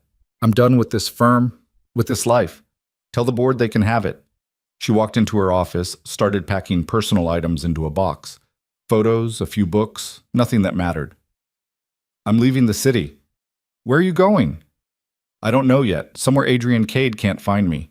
It was a performance, and Jordan bought it completely. Within an hour, word would spread through the office. By afternoon, it would reach the streets. By evening, Dominic would hear that Adrian had cut his ties with her. She spent the day at the office, visible, predictable, waiting. Victor's team was positioned throughout the building, invisible but present. Adrian was monitoring from a remote location, watching through surveillance feeds. Everything was in place. Dominic came at 7 o'clock. Alora was alone in her office, most of the staff having gone home. She heard footsteps in the hallway, measured and deliberate, not Jordan's nervous shuffle. Someone else. The door opened without a knock. Dominic Cade looked nothing like his brother. Where Adrian was controlled and precise, Dominic was rough edges and barely contained violence. Taller, broader, with a scar that ran from his temple to his jaw. He wore his cruelty like a badge of honor. Alora Voss, he said, closing the door behind him. We finally meet. She kept her voice steady. You must be Dominic. Adrian told you about me? He moved into the room, looking around like he was assessing property. How sweet. Did he tell you why we hate each other? Family issues, very relatable. Funny. He smiled, but there was nothing warm in it. I like you. I can see why Adrian got attached. You've got spine. What do you want? Information, specifically about Adrian's operation. where he keeps his money, who he's working with, what his plans are. You've been inside for weeks. You must know something useful. Alora's hand inched toward her purse, toward the panic button. And if I don't tell you, then I hurt you until you do. Or I kill you to hurt Adrian. Either works for me. Dominic pulled a gun from his jacket, setting it on her desk casually. But I'd rather not. Like I said, I like you. You're smart, resourceful, the kind of person I could use in my organization. You're offering me a job? Why not? Adrian's finished. His empire is crumbling. Pierce is gone. Vance is dead. And I'm about to take everything he's built. You could be part of that. Help me run things. I'd make it worth your while. She forced herself to laugh. You think I'd betray Adrian after everything we've been through? I think you're a survivor, and survivors know when to change sides. Dominic leaned against her desk. Adrian's weakness has always been loyalty. He thinks it matters, that it means something, but you know better. Loyalty is just a word people use to manipulate you into dying for them. Is that why you tried to kill him at the gala? I didn't try. I fully intended to succeed, but he got lucky. Always does. Dominic's expression darkened. Our father gave him everything. The business, the connections, the respect. Told me I wasn't ready, wasn't smart enough, wasn't ruthless enough. So I've spent 10 years proving him wrong. And when Adrian's dead, everyone will know I was always the stronger brother. Alora's fingers closed around the panic button. You're right about one thing. I am a survivor, which is why I'm not working for you. She pressed the button. Dominic lunged for the gun, but Alora was faster. She grabbed a heavy glass paperweight and threw it at his face. It connected with his temple, stunning him long enough for her to run for the door. She made it 3 steps before he caught her, yanking her back by her hair. Pain exploded across her scalp, and she screamed. Dominic slammed her against the wall, his forearm across her throat. You think you're clever? You think Adrian's going to save you? His breath was hot on her face. He's probably already gone. Probably sacrificed you to save himself. That's what he does. He uses people and throws them away. You don't know him at all. Alora drove her knee into his groin. Dominic doubled over and she ran. The hallway was empty. Where was Victor's team? Where was backup? She made it to the elevator, jabbing the button frantically. Behind her, Dominic recovered, gun in hand. You're dead, he snarled. The elevator doors opened. Adrian stood inside, gun raised. No, he said quietly. You are. He fired 3 times, center mass. Dominic staggered backward, shock replacing rage on his face. He tried to raise his own weapon, but Adrian was already moving, closing the distance, firing again. Dominic dropped. Adrian stepped over his brother's body, reaching for Alora. Are you hurt? I'm fine. How did you... Where's Victor? Right here. Victor emerged from the stairwell with his team. We were 10 seconds out. Adrian wasn't willing to wait. You weren't supposed to come, Alora said, looking at Adrian. This was supposed to be a controlled operation. Nothing about this was controlled. Dominic was going to kill you. Adrian's voice was raw. I'm not watching you die for a plan. Dominic coughed, blood bubbling on his lips. Adrian? Adrian turned back to his brother, crouching beside him. It's over. Father was right, Dominic whispered. You're stronger, always were. His eyes found Alora. Take care of him. He'll get himself killed otherwise. Then his eyes went empty. Alora stood frozen, watching Adrian stare at his brother's corpse. There was no satisfaction on his face, no triumph, just exhaustion and something that might have been grief. Victor, Adrian said without looking up, clean this up. Make it look like a robbery gone wrong. I don't want any connection to us. Already on it. Adrian stood, taking Alora's hand. We're leaving. They drove in silence to one of Adrian's safe houses, a townhouse in a quiet neighborhood that looked like it belonged to a banker or a lawyer. Inside, Adrian poured 2 glasses of whiskey and handed her one. Drink. She did, the alcohol burning down her throat. I'm sorry. About Dominic. Don't be. He made his choice. Adrian drained his glass, setting it down hard enough to crack. He was my brother, and I killed him. I should feel something, regret, guilt, anything, but all I feel is relief. That's not wrong. Isn't it? What kind of person kills their own brother and feels relieved? The kind who survives. The kind who protects what matters. She moved closer, taking his face in her hands. You did what you had to do, just like I did with Reed. We don't get the luxury of clean choices anymore. He pulled her against him, burying his face in her hair. I almost lost you tonight. But you didn't. Next time I might not be fast enough. Next time. There won't be a next time. Dominic was the last one. Vance is dead. Pierce is in prison. Your brother is gone. We won. Did we? Adrian pulled back, looking at her. My empire is in shambles. Half my people are dead or arrested. I've got federal investigators crawling up my ass. What exactly did we win? Each other. The words came out before she could stop them, raw and honest. We won each other. He kissed her then, and it felt like falling and flying at the same time. They stumbled toward the bedroom, shedding clothes and caution in equal measure. This wasn't romance, it was survival, two people clinging to each other in the wreckage of everything they'd destroyed. Afterward, lying in tangled sheets with dawn light creeping through the windows, Adrian traced patterns on her shoulder. I need to disappear for a while, he said. Let things cool down. Victor can run the operation until the heat dies off. Where will you go? I have properties, places no one knows about. I could be gone for months, maybe longer. Okay. Okay. He propped himself up on one elbow, looking at her. That's it? Just okay? What do you want me to say? That I'll fall apart without you? That I can't survive on my own? She met his eyes. I'm not that person anymore, Adrian. You made sure of that. I know. Which is why I'm asking you to come with me. She stared at him, trying to process the offer. You want me to disappear, leave everything behind. There's nothing left to leave. Your firm is gone. Your reputation is destroyed. The only thing waiting for you in this city is federal investigators asking questions you can't answer. He took her hand. Come with me. We'll figure out what comes next together. And if I say no, then I go alone, and we see if what we have survives the distance. His thumb brushed over her knuckles. But I'd rather not find out. Alora thought about her apartment, her car, the life she'd built before Adrian Cade walked into it. None of it mattered anymore. None of it was real. The only real thing left was this, the man beside her, the choices they'd made, the blood on both their hands. How long do I have to decide? We leave in 2 days. Victor's arranging transport, new identities, everything we'll need. Adrian pulled her closer. But Alora, if you come with me, if you do this, there's no going back. You'll be tied to me permanently, wanted by the feds, hunted by anyone who wants revenge. Your old life will be completely over. My old life was over the moment I kissed you. That was a dare. This is a choice. I know. She closed her eyes, feeling the weight of it settle over her.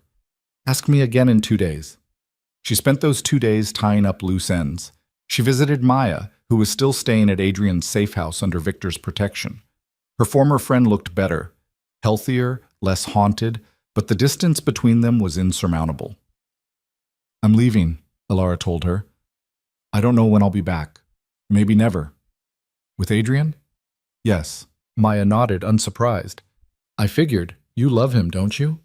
Alora wanted to deny it, wanted to say it was survival, pragmatism, anything but love. But lying to Maya now felt pointless. I think so. I don't know anymore. Everything's so twisted. For what it's worth, I think he loves you too. The way he looked at you that night at the warehouse. Maya stopped, wiping at her eyes. I'm sorry, Elle, for everything. I know sorry doesn't fix it, but it doesn't. But maybe someday it will. Alora stood, ready to leave. Take care of yourself, Maya. Get out of this city. Start over somewhere safe. You too. They didn't hug, didn't pretend the friendship was salvageable. Alora walked out knowing she'd never see Maya Chen again. The second day, she met with Jordan at a coffee shop. Her former assistant looked tired, overwhelmed by the chaos her departure had created. The firm's officially dissolving, he told her. Too many clients jumped ship. Too much damage to the brand. I'm sorry, I know you needed this job. It's fine. I already have offers from other agencies. Apparently crisis management experience is in high demand. He smiled weakly. Are you really leaving? Yeah, I am. Good. This city's toxic. Get out while you can. He slid an envelope across the table. Your final paycheck. and a recommendation letter if you ever need it. Not that you will. Why are you helping me? After everything that came out? Because you were a good boss, better than I deserved, and because I think you got dealt a terrible hand and played it as well as anyone could. Jordan stood, offering his hand. Good luck, Alora, wherever you end up. She shook it, feeling the finality of the gesture. Another thread cut, another connection severed. On the morning of the third day, she stood in her apartment for the last time. Everything she owned fit into 2 suitcases. Everything else, furniture, clothes, mementos, she left behind. Let the landlord deal with it. Let the feds seize it. None of it mattered. Victor picked her up at dawn, driving her to a private airfield where Adrian waited beside a small jet. He looked different in casual clothes, jeans, leather jacket, sunglasses. Less like a crime lord, more like a man trying to disappear. You came, he said when she got out of the car. Did you doubt I would? A little. He took her bags, loading them onto the plane. Last chance to change your mind. Where are we going? Greece, initially. I have a house on a small island. We'll stay there for a few months, let things settle. After that, he shrugged. We'll figure it out. Just like that. Just like that. Alora looked back at the city skyline, the place where she'd built her career, lost her marriage, killed 2 men, and fallen for a criminal who'd upended her entire existence. She should have felt regret, should have felt loss. Instead, she felt free. Let's go, she said. They flew east, leaving America and everything it represented behind. On the plane, Adrian opened a bottle of champagne, pouring 2 glasses. To survival, he said, to new beginnings. They drank, and Alora felt the last piece of her old self dissolve. The woman who'd accepted a dare in a nightclub was gone. The PR consultant who'd manipulated stories and buried scandals didn't exist anymore. In her place was something harder, sharper, forged in violence and impossible choices. I need to tell you something, Adrian said as they flew over the Atlantic, about what comes next. Okay? My operation isn't gone.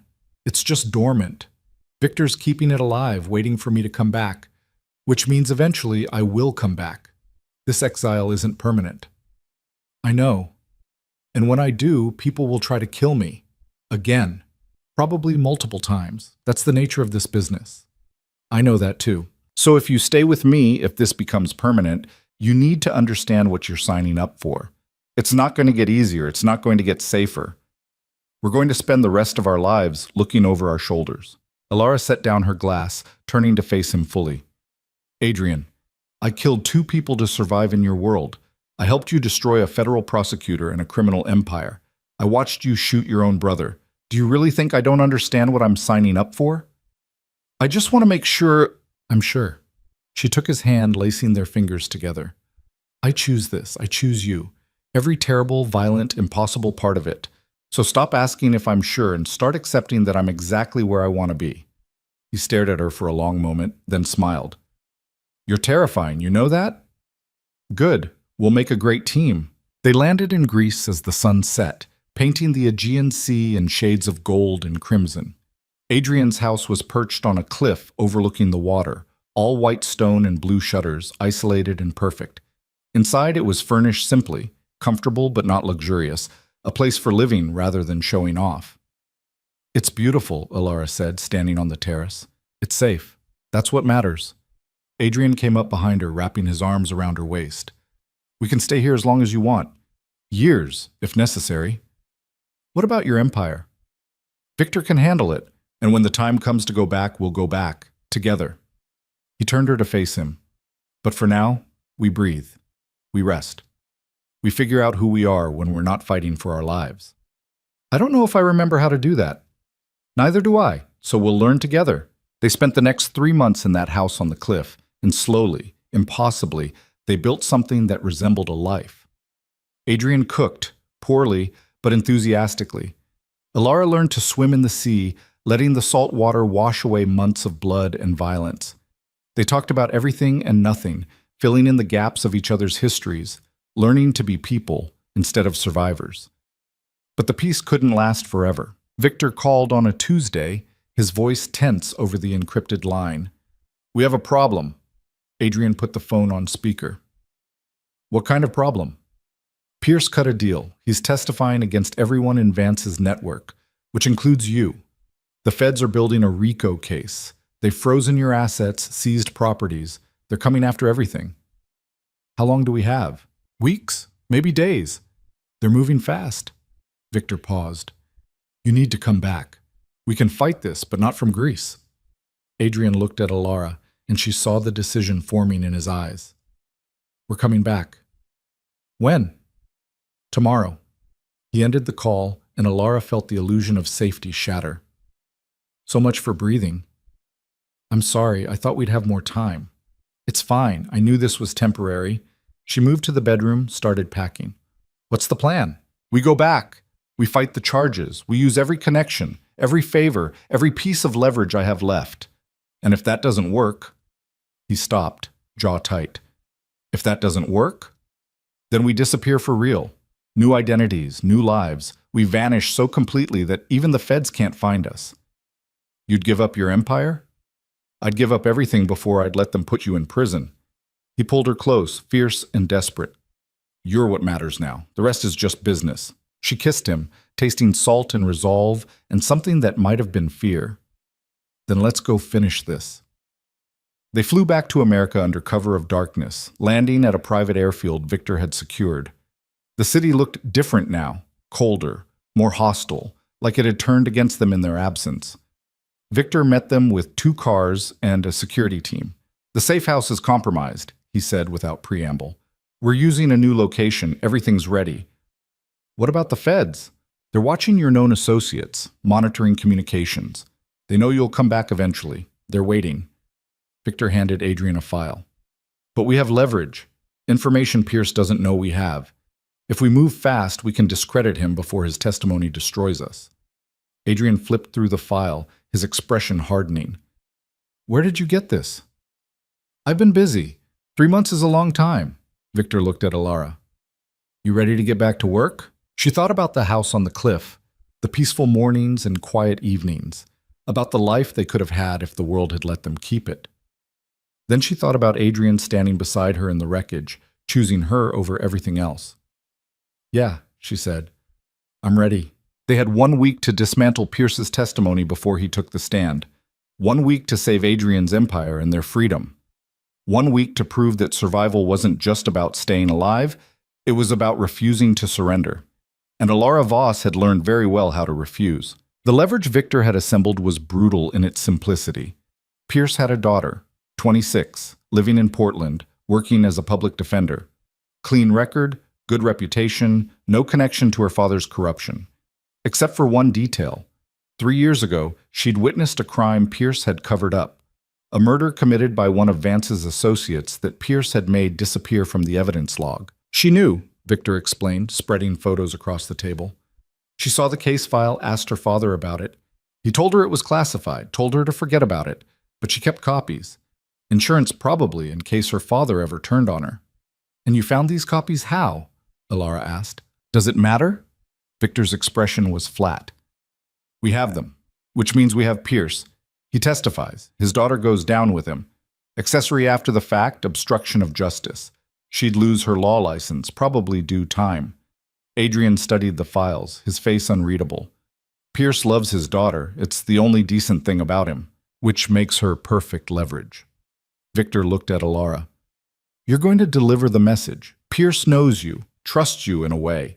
Coming from Adrian, it's a threat. Coming from you, it's a negotiation. You want me to blackmail a federal prosecutor using his daughter? I want you to save us, all of us. This is how we do it. Alora looked at Adrian, waiting for him to object, to find another way. But he just nodded slowly. Victor's right. This is our best option. Maybe our only option. And if Pierce doesn't back down, if he decides to sacrifice his daughter to take you down, then we release everything and let the consequences fall where they will. Adrian's voice was cold, final. But he won't. He's not that strong. She wanted to argue, wanted to say this crossed a line, that using an innocent woman as leverage made them no better than Vance or Dominic. But the truth was simpler and uglier. They'd crossed that line months ago. This was just another step down a path they'd been walking since the night she kissed a stranger on a dare. When do I meet with him? she asked. Tomorrow. He's staying at a secure location pending his testimony. Victor has the address. Adrian reached across the table, taking her hand. You don't have to do this. I can find another way. No, you can't, and we both know it. She squeezed his fingers. I'll do it, but after this we're done. No more leverage, no more blackmail, no more destroying innocent people to save ourselves. Deal. The next morning, Alora drove to a nondescript apartment building in a suburb 30 miles outside the city. Pierce's secure location was laughably unsecure. 2 federal marshals in an unmarked car, standard locks, no surveillance. Victor's information was better than the government's protection. She knocked on the door at exactly 9 o'clock. Pierce answered, still in his bathrobe, looking haggard and old. When he saw her, confusion flickered across his face. Ms. Voss, what are you doing here? We need to talk about your testimony. I have nothing to say to you. Not even about your daughter? She held up a manila folder. Rebecca Pierce, public defender. Witness to a murder you covered up. Sound familiar? The color drained from Pierce's face. You leave her out of this. That's not up to me. It's up to you. Alora stepped past him into the apartment, uninvited. You testify against Adrian, these files go public. Your daughter gets charged as an accessory. Her career ends, her freedom ends. Everything she's built gets destroyed because you decided to play hero. This is blackmail. This is survival, yours and ours. She set the folder on the coffee table. You can look at it if you want. Photos, witness statements, the original case file you made disappear. It's all here, all documented, all ready to be delivered to the DOJ if you don't do exactly what I tell you. Pierce's hands shook as he opened the folder. She watched him read, watched the realization settle over him that she wasn't bluffing. When he finally looked up, there were tears in his eyes. Rebecca had nothing to do with this. She was trying to do the right thing. I know, and that's exactly why she'll go down for it. The system eats people like her for breakfast. Alora sat on the couch, crossing her legs. But here's the good news. You can save her. All you have to do is recant your testimony. Tell the investigators you made mistakes in your original statement, misremembered details, conflated cases. Make yourself look incompetent instead of corrupt, and they'll probably drop the charges against Adrian for lack of evidence. They'll know I'm lying, probably, but they won't be able to prove it. And more importantly, Rebecca stays safe. She leaned forward. Look, I know you hate Adrian. I know you think he's everything wrong with this city. You're not even wrong. But your daughter doesn't deserve to pay for his crimes or yours. So make the smart choice. Protect her. Pierce sat heavily in a chair, the folder trembling in his hands. If I do this, Vance's entire network goes free. Dozens of criminals who should be in prison will walk. Yes, that's the cost. How do you live with yourself? The question hit harder than Alora expected. She thought about Reed's face as he fell, about the warehouse fire, about every line she'd crossed to get to this moment, about how the woman sitting on this couch was a stranger to the one who'd walked into the ascent that night. I don't know yet, she said honestly, but I'm trying, and part of that is making sure the people I care about survive, even if it means making deals with devils. I'm the devil in this scenario? We all are. She stood, moving toward the door. You have until tomorrow morning to decide. After that, the files go public, and we both live with the consequences. She left Pierce sitting in his bathrobe, broken and defeated. Outside, Victor was waiting in the car. How'd it go? He'll fold. He loves his daughter too much not to. Good. That's one problem solved. Victor pulled into traffic. But we have another issue. Someone leaked your location to the press. They know you're back in the city. How many know? Everyone. It's all over the news. Former PR consultant returns from exile to face justice. They're treating you like a criminal celebrity. Alora laughed, the sound bitter. I guess I am one.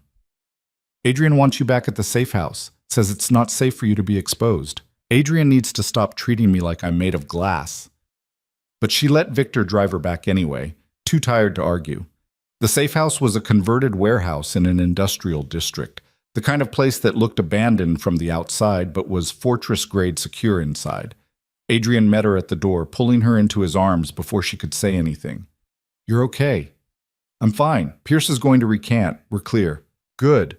But that's not why I was worried. He pulled back, searching her face.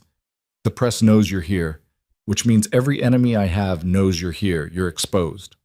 So let's give them what they want. Let's go public. What? Think about it. Right now, I'm a mystery. A woman who vanished with a crime lord showed up months later to blackmail a federal prosecutor. The story writes itself. But if I control the narrative, if I go on record, give interviews, tell my version, I become too visible to kill quietly. Adrian stared at her. You want to do press? I want to survive. And the best way to survive isn't hiding. It's making sure everyone in the city knows exactly who I am and who I belong to. Make me untouchable by making me too famous to touch. That's insane. That's strategy. She pulled out her phone, already scrolling through contacts. I still have journalist friends, people who'd kill for an exclusive with me. We give them one. Controlled, carefully scripted, everything on my terms. I tell a story about falling for the wrong man, making mistakes, trying to find redemption. We paint me as a victim turned survivor. By the time I'm done, I'll have public sympathy and Adrian Cade's protection. No one will touch me. Victor, who'd been listening from the doorway, actually smiled. That might work. She'd be like a mob wife, but modern, relatable. I'm not doing this to be relatable. I'm doing it because the alternative is hiding for the rest of my life. Alora looked at Adrian. Trust me, I'm good at this. He was quiet for a long moment, then nodded. Okay, but we do it my way. Controlled environment, my security, my terms. You don't go anywhere without Victor's team. Deal. She set up the interview for 2 days later with a journalist named Sarah Chen, no relation to Maya, who'd built a career on sympathetic profiles of controversial women. They met at a neutral location, a hotel conference room with Adrian's security posted at every entrance. Sarah was younger than Alora expected, maybe 30, with sharp eyes and a recorder that probably cost more than her suit. Thank you for agreeing to talk, Sarah said, settling into her chair. I know this must be difficult. It's necessary. There are a lot of misconceptions about who I am and what happened. So let's start at the beginning. How did you meet Adrian Cade? Alora had rehearsed this part. The truth, carefully edited. A dare. I was at a nightclub with a friend, recently divorced, feeling reckless. She dared me to kiss a stranger. That stranger turned out to be Adrian. I had no idea who he was. But you found out. Eventually. By then it was too late. He'd already started inserting himself into my life, my business, my reputation. I thought I was making strategic choices to protect my career, but really, I was just getting deeper into his world. Some people would say you had a choice, that you could have walked away. Could I? He had leverage over me. Professional secrets, financial control. I was trapped. The lie came easily, smooth and practiced. But over time, I realized something. I wasn't just surviving his world. I was understanding it. The people Adrian deals with, the systems he operates in, they're not that different from the corporate clients I used to represent. Same power plays, same manipulation, just more honest about the violence. Sarah leaned forward. Are you saying legitimate business is as corrupt as organized crime? I'm saying the line between them is thinner than most people want to admit. And once you see that, you can't unsee it. The interview went on for 2 hours. Alora crafted a narrative that was part confession, part justification, designed to make her sympathetic without making Adrian look weak. She talked about fear, survival, complicated feelings.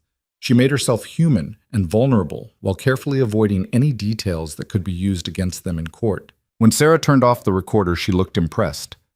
That was one of the most honest interviews I've ever done, or the best performance. I honestly can't tell which.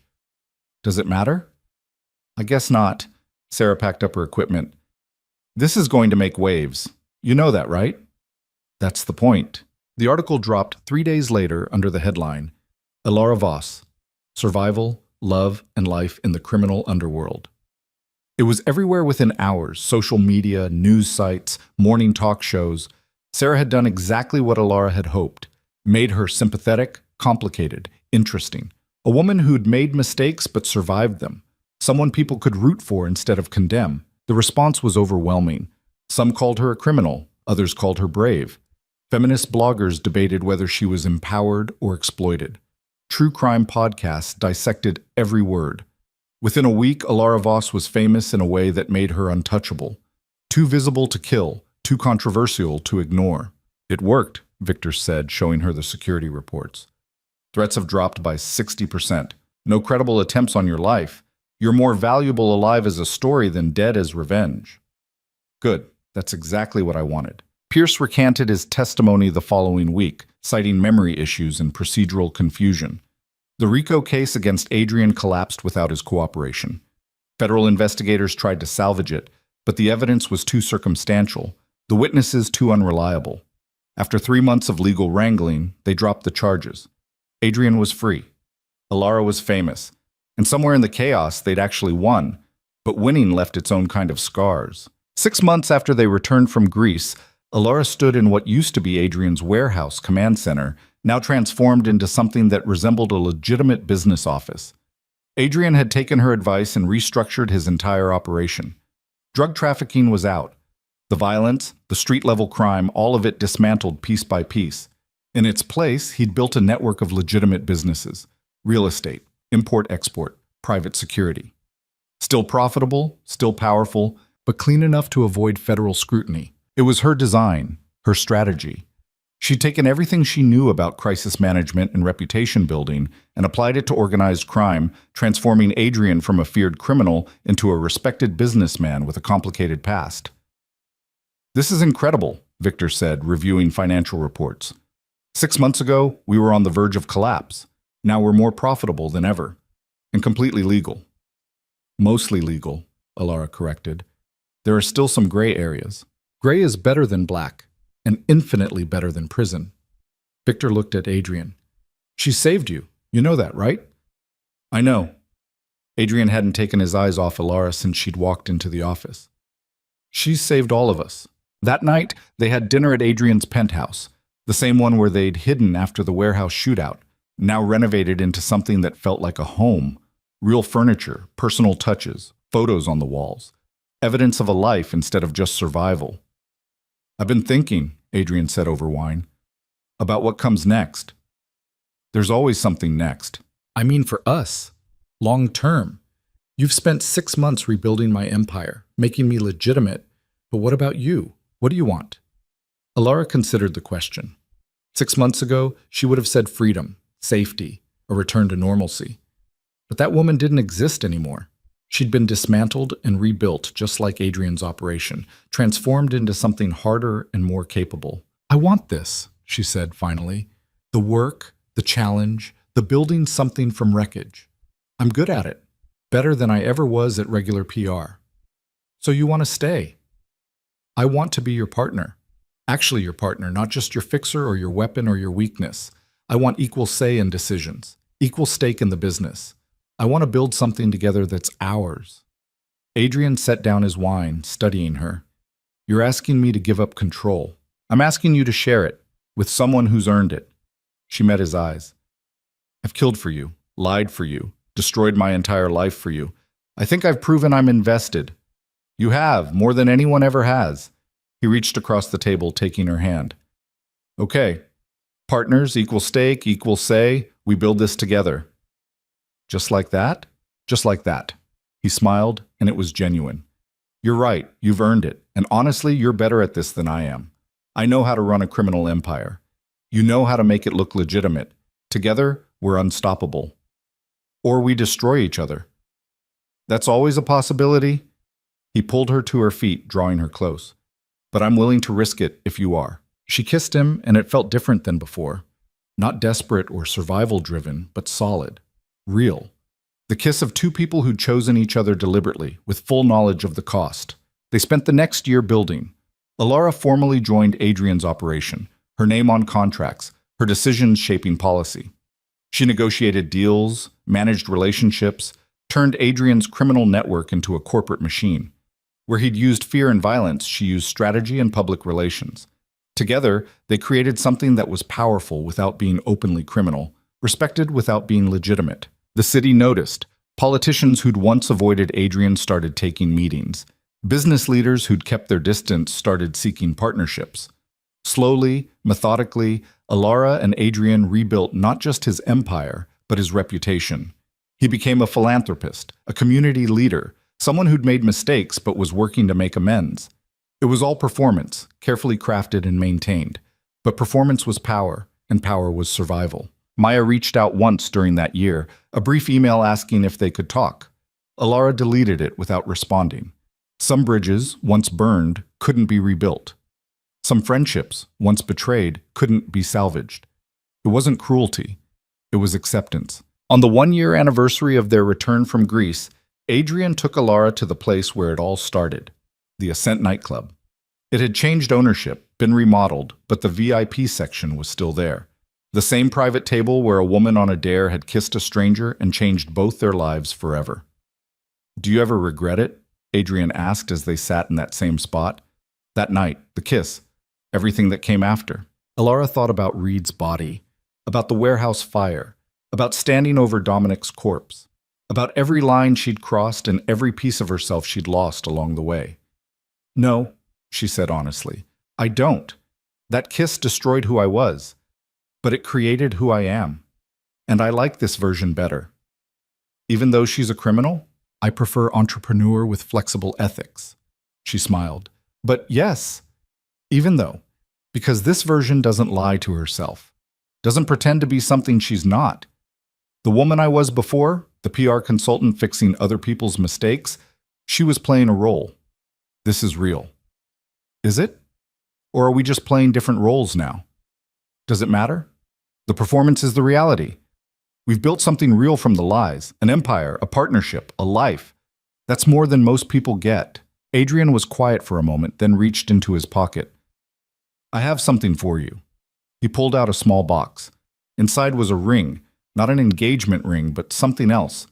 A band of platinum with a single word engraved inside. Partner.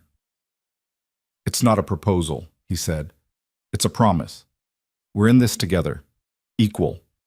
Forever, or until one of us gets the other killed." Alora slipped the ring on, feeling the weight of it. "That's the most romantic thing anyone's ever said to me. I'm not good at romance." "Neither am I, but we're good at this. At surviving, at building, at refusing to break." She kissed him. "So let's keep doing it. See how far we can take it before the world catches up." They left the ascent hand in hand, walking into a city that had tried to destroy them and failed. Around them, life continued. People pursuing dreams, building careers, trying to carve out their small piece of happiness. Alora and Adrian had done the same, just with higher stakes and fewer illusions. 2 years later, Alora stood in a conference room overlooking the city, presenting a proposal to a room full of investors.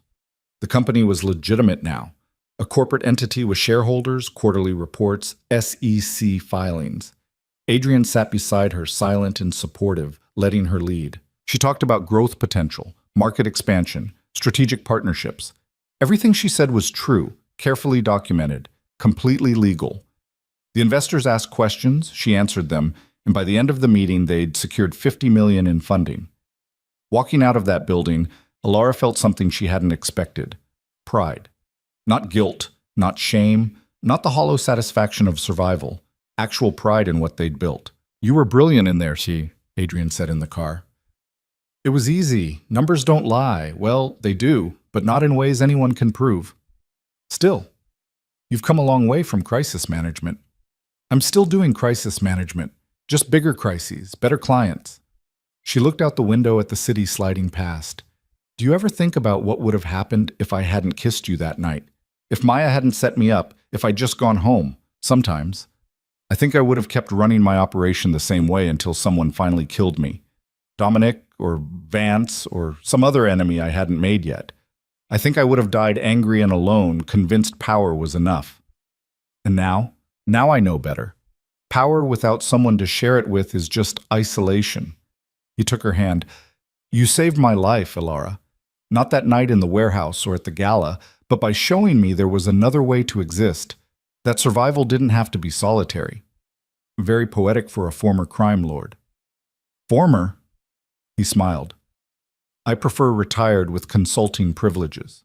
They drove back to the penthouse, and Alora thought about the journey that had brought them here. From a reckless dare to a partnership that had rewritten both their lives.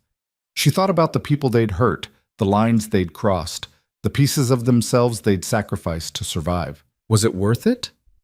That was the question she'd been asking herself for 2 years. the one she could never quite answer. Because the truth was complicated. She'd destroyed her old life, killed people, become complicit in crimes she'd once condemned. But she'd also found something real in the wreckage. A partnership that felt more authentic than her marriage ever had. A purpose that mattered more than client lists and press releases. Maybe that made her a monster. Maybe it made her a survivor. Maybe it made her both. 3 years after the kiss that changed everything, Alora sat in her home office, their home office now, shared space in the penthouse, reviewing reports. Adrian's empire was thriving. Her investments were paying off. They'd become untouchable through a combination of legitimacy and carefully maintained fear. No one challenged them anymore. No one dared. It should have felt like victory. Instead, it felt like landing. Like they'd survived the chaos and found solid ground, and now they had to figure out what to do with peace. "You're thinking too loud," Adrian said from the doorway. "Just reviewing numbers." "Liar. You're thinking about whether this is enough, whether we've accomplished something or just deferred our destruction." She looked up, impressed. "You're getting good at reading me. I've had practice." He came to sit beside her. "So which is it? Accomplishment or deferral?" "Both. Neither. I don't know." She closed the laptop. "I keep waiting for the guilt to hit, for the realization that I've become everything I used to condemn. But it doesn't come. I look at what we've built, and all I feel is satisfaction." "Is that so terrible?" "It should be. I've helped you clean blood money, cover up crimes, destroy people who threatened us. That should haunt me. But it doesn't. And I don't know if that makes me strong or broken. It makes you adapted. Survival isn't pretty, Alora. It's not supposed to be. We do what we have to do, and we live with the consequences. That's not broken. That's human." "Human," she repeated. "I'm not sure I feel human anymore. I feel like something else. Something harder." "Good. Hard things don't break as easily." He pulled her close. "You want to know what I think? I think you're exactly who you were always meant to be. The woman who kissed me on a dare was already this person. She just needed permission to become it." "That's terrifying. That's honest." He kissed her forehead. "We're not good people, Alora. We've done terrible things, but we're good to each other. We're good at surviving. And in a world that's constantly trying to destroy us, that's enough." She wanted to argue, wanted to believe there was some moral accounting, some ledger where their crimes were balanced against their accomplishments. But Adrian was right. There was only survival, only the choice to keep building or surrender to guilt. "Okay," she said finally. "It's enough." And it was. Not because they'd earned redemption or found peace, but because they'd chosen to keep moving forward despite the weight they carried. Because survival wasn't about being clean or good or justified. It was about refusing to stop, even when everything said you should. Years would pass. Their empire would grow, legitimacy would follow, and eventually the whispers about their past would fade into legend. People would forget that Adrian Cade had once run drugs and killed competitors. They'd forget that Alora Voss had helped him do it. They'd see only the success, the power, the partnership that had conquered a city. And maybe that was its own kind of truth, that people were never just one thing, never just victim or villain, never just survivor or monster. They were both simultaneously shaped by impossible choices and the determination to keep going. Alora had learned that lesson the hard way, had killed for it, bled for it, rebuilt herself around it. And in the end, sitting in a penthouse overlooking a city she'd helped reshape, she understood something fundamental about the human condition. We are not the worst things we've done, but we're not absolved of them either. We carry our choices, our crimes, our survival, and we make meaning from the weight. That night, standing on the terrace with Adrian, watching the city lights blur into constellation, Alora felt the full weight of her transformation. She was not the woman who'd accepted a dare in a nightclub. That woman had been shattered, her pieces scattered across warehouses and safe houses and federal prosecutions. What remained was something new, not better or worse, but real. "What are you thinking?" Adrian asked. "That I've become a queen of a dark empire, and I'm not sorry about it." He laughed, the sound genuine. "Good.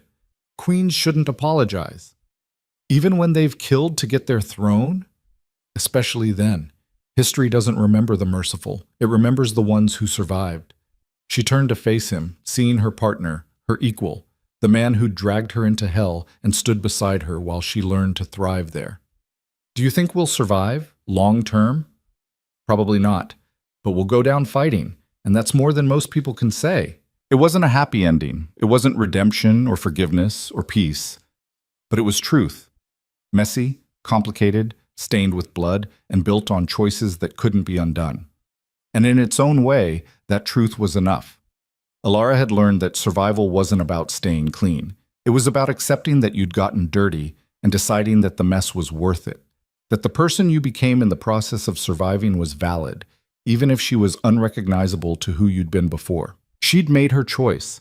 She'd kissed Adrian Cade, and that kiss had rewritten her entire existence, had killed the woman she was, and birthed someone harder, sharper, more honest about the violence required to exist in a world that ate the weak. And standing there with the city spread below them like a kingdom they'd conquered through blood and strategy and sheer refusal to break, Alora Voss knew one thing with absolute certainty. She would do it all again. Every terrible choice, every crossed line, every piece of herself she'd sacrificed on the altar of survival. Because this partnership, this empire, this hard-won existence was real in a way nothing else had ever been. And reality, she'd learned, was worth any price. Even if that price was her soul.